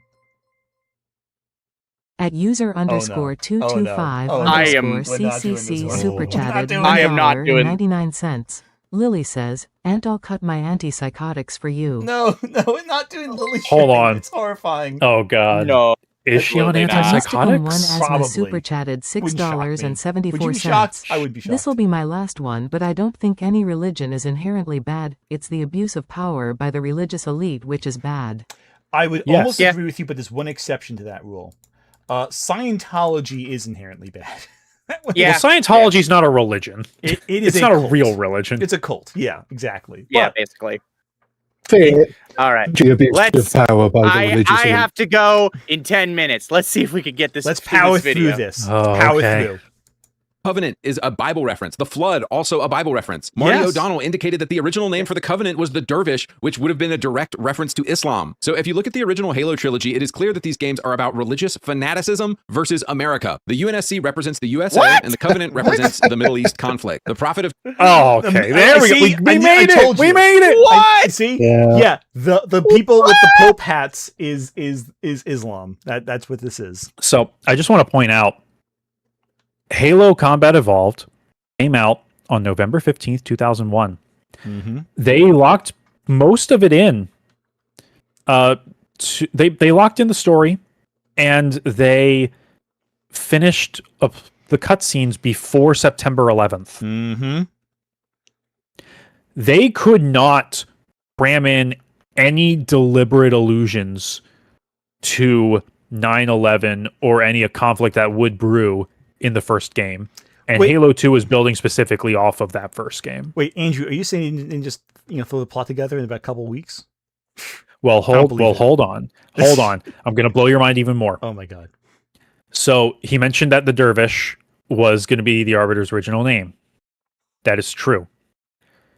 There was also going to be a scene near the end of what was supposed to be the second act, but ended up being the last mission of the game, where there would be a group of brutes that would start decapitating captured Marines. They cut that scene out when that started happening in the Middle East in real life. Yeah, so they avoided being similar to that. Yeah, they deliberately did not want to comment on the Iraq war, on the war on terror through this game. This was not, they were not trying to provide deliberate commentary on a specific real world event or conflict. Yeah, which, it makes sense. It makes sense. All right. Anyway, perhaps the younger people in the audience who don't remember pre 9/11, but Islam wasn't the big threat. It suddenly became. There were conflicts in the Middle East, but then there's always conflicts in the Middle East. But if it was made pre 9/11, it's not about saying Islam is bad. And the other thing is, of course, if they had called Arbiter Dervish, what is the character progression of that character? Rejecting religion. Rejecting his religion. Yeah. Exactly. Realizing it's a lie. Yeah. Hell, like, that right there. And also, the problem is, he keeps saying UNSC is America, but, like, he's not providing any evidence for that. He's just saying it. He's just saying, oh, it's America. Like, why? because it has an eagle on You know- as its logo. Like, so do all other I countries. mean, Germany had an eagle. Germany had an eagle on their logo. Yeah. You know, this insistence that UNSC is like America reminds me of a joke in Red versus Blue where like they told the Spanish speaking robot where it's like, if you're going to live in this country, you got to speak the language. And then someone points out, what country? We're on an alien planet. Yeah, exactly. That's exactly the point. Yeah. They're so fucking. These guys are so fucking stupid. Anyway, back to this. Sorry. Of truth is clearly a jihadist. My feet tread the path. I shall You even know what a jihadist is? The whole idea of activating the Halo ring is a metaphor for suicide and these lunatics sacrificing themselves for Allah. The Halo ring is essentially a way to commit suicide by wiping out all life in the universe and going on the quote great journey. But over the course of Halo 2, you see the Arbiter's metamorphosis from a true believer to Yeah, it's the rapture. It's the rapture, you fucking buffoon. It's not even like a subtle thing. Is he unaware that like fanatical Christians in America are basically a death cult that want the rapture to happen? A thing that, by the way, did not exist in any religious text until the 1800s. Yeah, it's pure apocrypha. Yeah, it's all bullshit. It's not in the Bible. It's purely like God said, "Come and walk with me," and then they took that and went, "Oh, he meant that literally." Like, no, it's not. It's from the Apocalypse, which is a allegorical text. It's not meant to. The church regards as an allegorical text anyway. So, like, he's already misinterpreting everything and ignoring the obvious connections to Christianity, including the fact that all of the prophets have fucking pope hats. Right, like they wear like robes and hats like similar to fucking Cardinals and popes. Cardinals and popes. Yeah, which again, I want to emphasize, I don't think was to make any commentary on Catholicism. It's just easy shorthand for the sake for the sake of the player and audience. Mm-hmm. Oh yeah, 100%. Again, based on what you said, also they deliberately avoided commenting on specific religious events. Someone pointed out that they're more similar to crusaders than jihadists. Yeah. Oh yeah, the Promised Land and all that. That's way more than because like with jihadists, they primarily they didn't really travel to.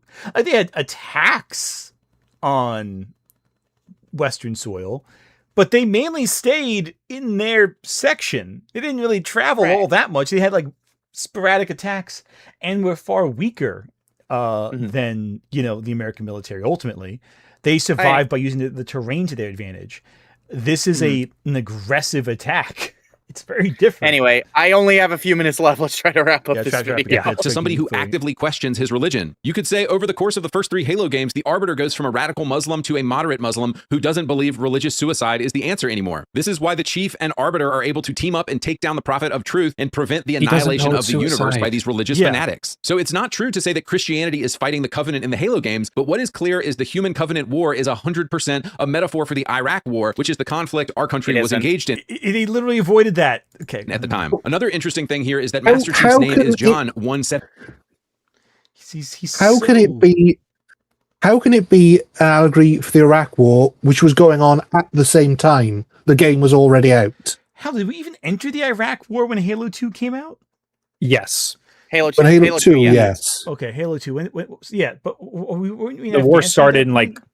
Yeah, I believe we went there in 2003. Also, okay, so it's on the same time then, overlapping with development. Also, this might be me nitpicking, but he says the Arbiter's arc over the first 3 games. The Arbiter wasn't a character until the second game. Yeah, that's like the thing there was kind of a retcon where they were like, "Oh, he was always there," you see, but it's fine. It's not plot breaking. It works fine. It's logical that there'd be a big commanding officer there the entire time. I'll go with that as a flub. That's fine. I don't I won't hold that one against him when there's so many other things he gets wrong. Right. Anyway, 17. In the Bible, the verse John 1:17 reads as follows: "For the law was given through Moses, grace and truth came through Jesus Christ." That's not what it was a reference to. John 1:17. Let me get that line. Hold on. I'll get the actual one here because I know it's on like the actual like wiki page. Let's see. I'm pretty sure it's on the wiki page. Fuck. Come on. Production notes. Yeah, like that is. I can pull it up in my script because I still have my script. there's actually multiple Johns here, though. So, like, I think the revelation according to John is what we're talking about, right? Yeah, because there's John 1, John 2, John 3, and the Book of Revelation. Yeah, so I think it's John, the Book of Revelation, the Revelation according to John, which is a different John of Patmos, right? So in John 17, the Book of Revelation is when I saw him, I fell at his feet as Yes, though dead. that is what it is. Then he placed his right hand on me and said, "Do not be afraid. I am the first and the last." Yes, that is what it is a reference to. That is what it was deliberately a reference to. Yep. So so he's not even the right. So for someone who is so intensely connected to religion, he isn't even getting the right Bible verse correct, which is not shocking. Anyway, back to this. Master Chief is what is known as a, quote, type of Christ. He does what humanity is not capable of doing. He is the ultimate soldier, the ultimate man, the ultimate Giga Chad. In the same way Chief saves humanity from suicidal jihadist Islam, Jesus Christ saves humanity from their sins by dying in their place. So it's easy. Okay. Those are nothing alike. You are such a... You are a moron! You know, just much like how Jesus sacrificed himself for our sins, Lizzie sacrificed, you know, a day doing the McCrelly challenge. Lizzie is basically Jesus. I'm trans Jesus. I knew it. She suffered for our sins. For McCrelly's sins. For Cal VTuber sins. So really, I mean, you're basically Jesus by his logic. Why the fuck not at this point? Anyway. The funny thing is that Methodists are pretty casual about like jokes like this, but I'm imagining someone from my church seeing this and going, "Lizzie, what did you say during this stream?" Well, I mean, like Catholics are okay. Never mind. Catholics are a whole different breed. Anyway, back to this. Religious content was removed from Halo 4, Halo 5, and Infinite. And this is yet another reason why Halo 4, 5, and Infinite do not feel... Because the Covenant's done. That's why. They lost. Yeah. They killed all the prophets. There's no religion. Yeah. Halo 3 is about destroying the Covenant. Like, wow, the Covenant's not in the rest of the games. I wonder why. Their story is over. They finished the fight. Didn't you play Halo 3? They finished the fight. Well, it's literally the tagline. He didn't replay these other ones, which is why he doesn't know anything about them. Okay. Let's continue then. God. Feel like Halo games. Halo has always been deeply religious and deeply steeped in metaphor. So what did the woke retards at 343 do instead of the religion? They basically brought in a bunch of boring lore from the books and talked about that instead. Nope. Oh, the boring lore from the books they brought in. Oh, okay. The books that were written during the Bungie era? Those books. Yeah, those ones. Yeah. Those ones. He cares about the didactic, but because woke leftists are completely detached from reality, they thought somebody would give a shit about these characters, and we never did. The only hint at Halo 4 and 5 being a metaphor, like I said earlier, is that number one, Chief is the bad guy now because Halsey kidnapped him from his parents and made him a child soldier, and therefore bad. How's he a bad guy? He is never framed. He's never framed as the bad guy or an antagonist. He is shown to be a flawed human being. But don't you realize that complex characters with problems are gay? And gay and bad and gay. You really should have thought this. You should have thought of all this. Anyway, I wish he thought of all this. Number two, people like some people are. Someone in the chat is like, I wonder what his opinion on Snake Eater is. That would be fucking wild if he played Snake Eater. Oh no, he's talked about Snake Eater before. Does he think it's pro-American? Please tell me he thinks it's pro-American. He thinks it's super pro-American. He thinks it's super pro-American. I barely played Metal Gear Solid, and I know that is so off the mark. He also thinks it's like it's proof that men are better than women because they, you know, the boss is beaten. So, Snake Eater is one of my favorite games of all time. I love it dearly. One of the best games ever. I could go into a whole essay about why anyone who thinks this game is even remotely pro-American is full of shit, but I don't have to. It's pretty clear in the game, Kojima's not subtle. Kojima doesn't have a single subtle bone in his body. Also, he thinks it's not gay, which is very interesting considering how Snake's identity gets figured out by Vulcan. Yeah, I was gonna say the Metal Gear Solid games are pretty fucking gay. Yeah. Like Metal Gear Solid 2 is the first game to use the word bisexual in video games. And it's in Japanese as well. It's not just the English translation. It is in both English and Japanese. Very explicitly. Right, yep. Vamp is bisexual as fuck. Well, Is that I what they call mean, him? his name No, is he's Vamp. bisexual. No, he's bisexual. I fucking love that bit. Anyway, back to this. White colonizers, and to update the language, they would probably call him a fascist today. I mean, these lunatics think the Didact represents America, probably. So boys, in closing, is it any wonder everybody freaking hates Halo now? The original Halo games were deeply Christian, deeply religious. They were essentially military games about the military, and Chief was the ultimate hero. Military 343 games and Halo about the Studios games Jesus are Christ, proofread your script. Military games about the military, and they're Christian. Yeah. dog shit. Welcome They're to the completely- Department of Redundancy Department. Military games that are military. That reminds me once of how my stepdad tried describing Breaking Bad without seeing it. He called it the show about the meth guy who makes meth. Breathtaking perspective on this. Not wrong. He is not incorrect, no. Religion and anti-faith. They are anti-American, and they somehow make Chief the bad guy. One final note about that: I'm sure people will say, he's still the "Oh, hero." well, the Spartan program was mentioned in the book in 2001, so it's always been there." To that, I would say yes. But do you seriously think that OG Bungie would have made Chief the quote bad guy, or the Spartan program responsible for quote war crimes? Get out of here. Also, Bungie. Yeah, It is a war crime. It's a war crime. So Kidnapping is children is in fact a war crime. I know, shocking.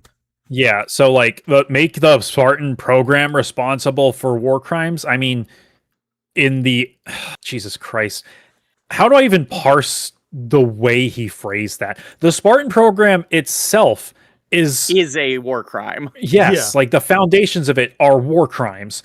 That's not to say that the Spartans themselves are war criminals. No, Some they're of them victims of war might crimes. be. Yeah, they are victims of war crimes. If they're heroes, it's in spite of what was done to them, not because of what was done to them, essentially. Like, I mean, it definitely helped, but like, it's one of those things where it's like, in the context, you can piece together the fact that children being kidnapped and forcibly mutated, and that's a bad thing. That's not good. And the Chief in the book Shadows of Reach, the Chief sees like children who have been forced to take up arms to defend their home. Mm-hmm. And you get his inner monologue, his inner thoughts, where he, has come to terms that what was done to him and the other Spartans was morally reprehensible. He does not hate what he is in spite of it, but he will consciously fight to make sure that no other child has to go what he went through. Mm-hmm. Yeah. Like, it's, again, I know I said it earlier in the stream, but it bears repeating. The Spartan program has always been a war crime. While it didn't give particular attention to this in the games under Bungie, it didn't mean that it wasn't a thing at all. It is. Exactly. It's just baffling. I have a hard time figuring out how he can like play this game and not like completely not get it. Like he just doesn't get it at all. Yeah. Like it's not hard to understand. It's not that deep. I was going to say Halo games aren't particularly deep in terms of writing. Like they do well with what they are. Like, and it's pretty easy to figure out what they're about. So it's kind of crazy to me that he's getting it this wrong. Well, that's because he's an idiot.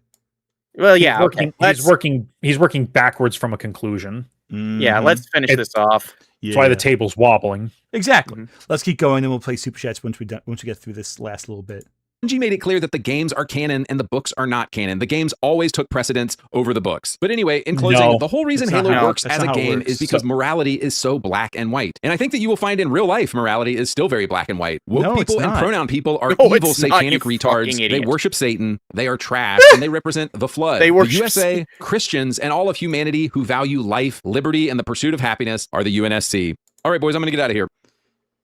So reminder on that, books are not canon. Yeah.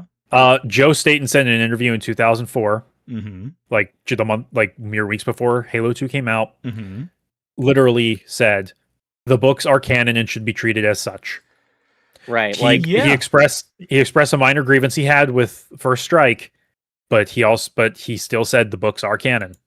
Right. And like anything with an expanded like universe that has multiple forms of media, it ain't perfect and retcons are going to happen. I talk about it briefly in the Halo Legends one, but there was a segment where one elite was implied to later become the Arbiter, and it does not work in continuity, and that was such a flub they had to retcon it. It happens.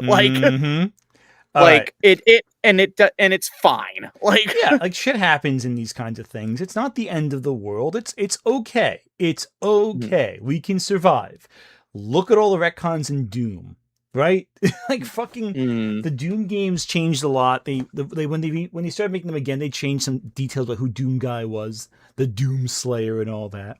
I will never call him Doom Slayer. No, he's just Doom Guy. Doom Guy. But anyway, let's play these super chats and see if we reached our goal. Let's do that. Yeah, because I'm not going to play the second video. I don't know if that's any good. I don't know. I have no juice left for the second one.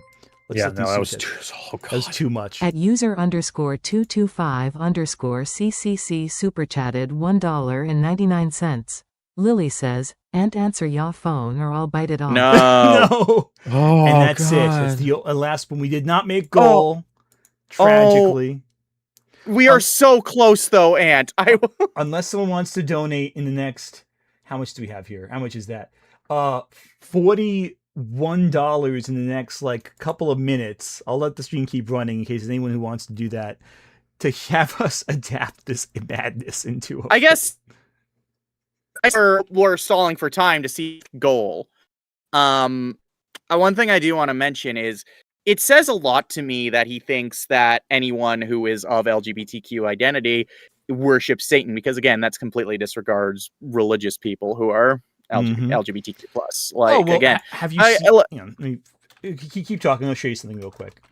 I was gonna say, like for fuck's sake, like Methodists are Methodist Church are full of gay people because of just generally how welcoming it is. So like, I bet that would explode his brain, honestly. Oh, he has a stream coming. He has a stream starting 20 minutes ago, apparently, according to this. Oh, God.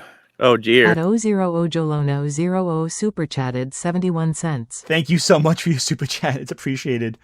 But like, so in case you don't know, Jazzy. Oh, God. Wow. Oh. At Thank you so Mysticum much. 1 Asma super chatted $28.31. I'll take Oh, one we're for the getting team. close. Sorry, Mom. So close. So close. We're right there at the end. You're so fucking I'm close. gonna have to pay Jazzy some of this money if you keep donating. Well, I get to keep everything a few cents away.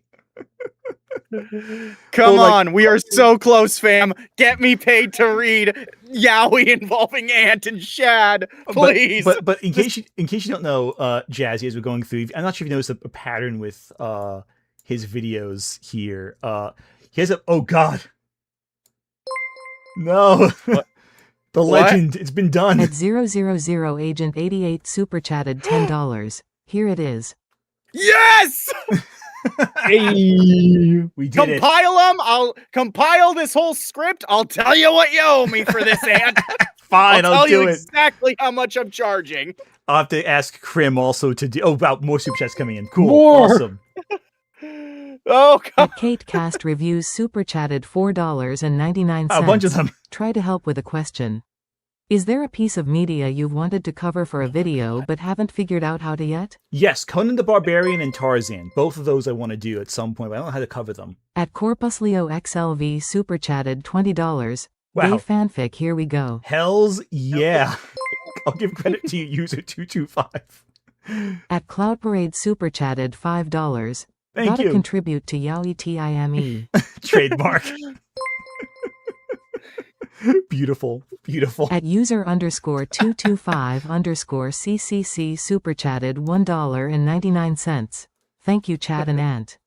User 225 cooked tonight. Yes, user 225. We all salute you in chat. Everyone in chat salute At the user guy 225. 493 super I'm chatted saluting $2. him because The pink I'm things send their getting regards. paid. The pink things send their regards. Oh God, Kinky Mate. Oh God. She has Kinky Mate. Oh God, Kinky Mate. She wouldn't want to do that. I guarantee you, she would not want to do that. But can you imagine? I don't think Lily Goth takes commissions like that with art that much. Woo! It costs way too much, probably. But for chat, thank you. I will figure out I'll figure this out either as like a short or like a short little thing. I'm sure Shad will love it. Once you compile the entire script, send it to me. I'll tell you how much you owe me Okay. based on my rate. So will certainly do. It probably won't be that much of a no. I'll probably have it as like the addition at the end, like a bonus at the end of a video or something like that. Probably next time we talk about chat or something like that. But yeah, no. So slightly off topic, but some good news. The antitrust trial for the Warner Brothers Paramount merger is going to take place in March 2027, which means Paramount has to start paying shareholders $7 million a day from September 30th until March. Jesus Christ! I was hoping it'd be June, but still, that's gonna be a fucking. At user_225_CCC super chatted $1.99. The sequel will be Shad Ant Lily Noah Polycule. No, don't do that. That's too. I was gonna say awful. I have my limits on what I'm willing to read. Take out Lily, and it's okay. That's the only one I won't. I'll have to put my foot down on. I was gonna the rest is fine. Lily. I was gonna say don't stick your dick in crazy. Yeah, I was gonna say the rest is fun. I was gonna say, isn't Lily a lesbian? I'd be a bit uncomfortable. Like, I think she's a lesbian. She's also way too incest. That's way too disturbing. I don't know. That's too much. Like I just feel uncomfortable like playing a lesbian as _CCC like doing sex super scenes with men. chatted $1.99. I'm also an Asian gym bro. Nobody knows about this. We all do. Now look, everyone knows. I know how to get at least part of the way there to an Andy Lily or an Aunt Lily / fic. Aunt, you just have to marry Lily's mom or dad. No, it's not happening. It's not happening. No. Anyway, no way. In terms of this guy's videos, I'm noticing a lot of hatred towards the gays. Like, he has the same thumbnail. It's the same thumbnail. It's the same. It's all the same. Holy shit. But also, here's the one from last Christmas. Gay, black, and disabled. At user_225_CCC super chatted $1.99. Noah says, Aunt let me plagiarize your shape. Aunt let me blow. God, Noah fucking would plagiarize my likeness. He already basically did. Anyway, this is the one that Artis got a kick out of during last Christmas stream. Yeah, it's stuck with me ever since. Yeah, the AI generated bloated Harrison Ford. This is horrible. This is the worst. He has a real bizarre. There's something about this that's like just beyond the. I think AndyPants thinks about gay people more than other gay people do. I was gonna say, I think he thinks about the gays more than I do. Exactly. He's so deep in the closet, he's finding Christmas presents. What's his biggest video? Now, I just want to see this. I'm curious. What is his biggest? I swear to God, it's gay, black, disabled. It's not. What? Oh yeah, we saw this one. We saw this one on stream. What killed masculinity in video games 2 years ago? I remember the pussification thumbnail. Pussification thumbnail. I forgot. He has multiple pussification thumbnails. I forgot about the pussification. That's right. Oh God. Also, I mean, he really didn't grow up, did he? He never grew out of being a teenager. Never. Yeah, I mentioned earlier, he never grew out of like late 2000s, early 2010s Xbox Live gaming lobbies. All right, so let me tell you a quick story about AndyPants that's personal. I like stories. So he tried to like one up me on Twitter. Oh boy. .com, and was like, well, I have 5 videos that have over 1 million views. I'm like, well, I have 2 movie videos over 1 million views. You're not that special. Like, go fuck yourself, dude. I have 0, but why is he putting a? Yeah, it doesn't. Like, it really why? Doesn't. Yeah, why does he feel like it's such a big deal? It's like, okay, cool. Like, you made like maybe 10 grand, not even 10 grand, because I don't even know what like the return is on videos of that length. Yeah, the problem is they're very short. Like this is like, I'll be honest with you. Given I don't think his viewers watched more than like a third of his videos. Like I imagine he probably has like a pretty steep drop off. Because he's so repetitive. Yeah. I imagine that he's probably getting like just like 4 minutes of view on average. for this Maybe. this top one. Like it's 13 minutes. I'm guessing like he gets a third, so 4-minute view, 5-minute view. He doesn't even hit the mid roll. Like he doesn't even hit the mid roll ad with this video. So that's a lot of watch time, but like I'm reasonably confident we have more hours watched on videos with far less views. Like I can almost guarantee it. Especially you have like 5-hour videos. Exactly. Like for me, that's not saying much. No, you probably have more watch time on your videos than he does. Almost guaranteed. Maybe, I don't know. Because he does have long videos, and like you can tell his watch time must be really bad because like the views are not good on his one of his latest videos. Here you go.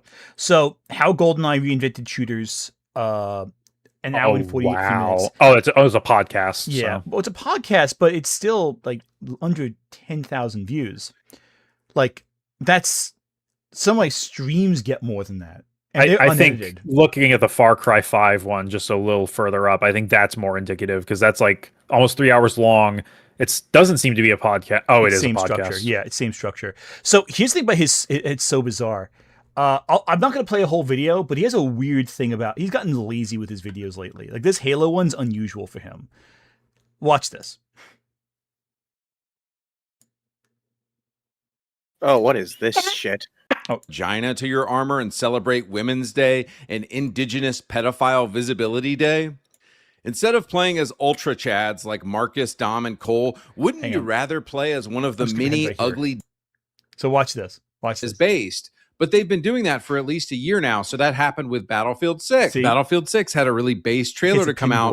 We get the game and Jesus it's full Christ. of gay and black girl bosses. Pretty base trailer of Last of Us. We watch The Last of Us. Yeah, and it's a bunch of like, old gay queers having sex with each other. So guys, by the way, you cannot be gay and based. Only straight men are based. Just this out. Yeah. Jesus. This is words to live by. You cannot be gay and based. Only straight men are based. Sorry, women. Sorry, women. You can't ladies. Be based. Sorry, women. This guy is so close. Yeah. So close to horseshoeing to it's actually gay to be straight. But it's so fucking lazy. Like, and then he just plays like just YouTube videos. Do you notice how the screen shakes and it just feels incredibly violent? Like, I mean, that's what we're doing right now, but we're on stream. It's different. We're live. Yeah, this is exactly. An edited video. This is not a stream. He just posted this. You know, I've been editing this Halo Legends video, and there's always a part of me going like, oh, I hope I'm doing okay with the editing. It's been a while since I've done a video like this, and I always. I don't have that anymore because I'm not doing this shit. So this is curing our imposter syndrome. Yeah, pretty much. I am way more confident in this video now. I'm more confident in that FF11 video I'm going to be churning out next year because I'm gonna have to. Because I was thinking like, man, I'm gonna have to take some shortcuts editing that, which is fine. Because notice that every TV. Here's one. I want to see if you notice something here. He's censoring Jewish. I want to see if you notice something here. So there's a section here where he talks about. Just say something. I don't know what to say. I think it's AI. Well, that's hilarious because I'm standing right here and we just put the kids down for bed. That's AI. Yeah, that. But guys, the other hilarious thing was that this weirdo, like, look at this dude, man. This dude like dresses up and thinks that it's a woman.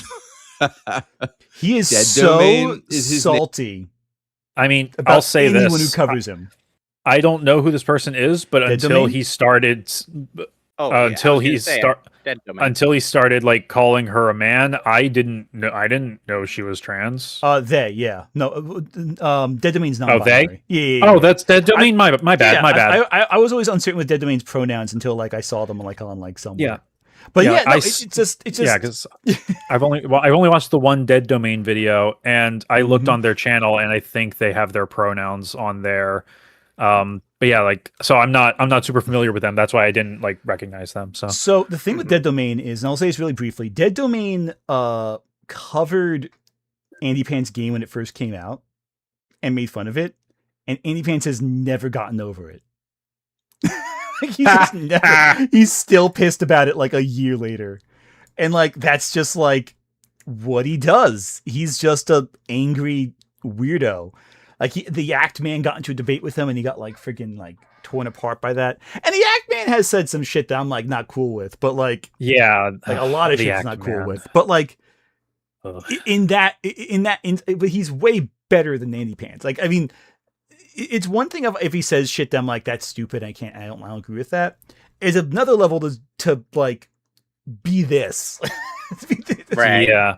At least the Act Man at least at times tries to not be a piece of shit. Yeah. Doesn't always succeed, but he does try. And like I'll give him credit for that. And it's like I think, and it's important online to remember there's like levels of how awful you are. You know, like yeah. If someone is occasionally a chud and an asshole, like that's one thing. But like if it's your job, he's live right now. I can like stream snipe him. Oh god. Oh god. Do we have more views than him right now.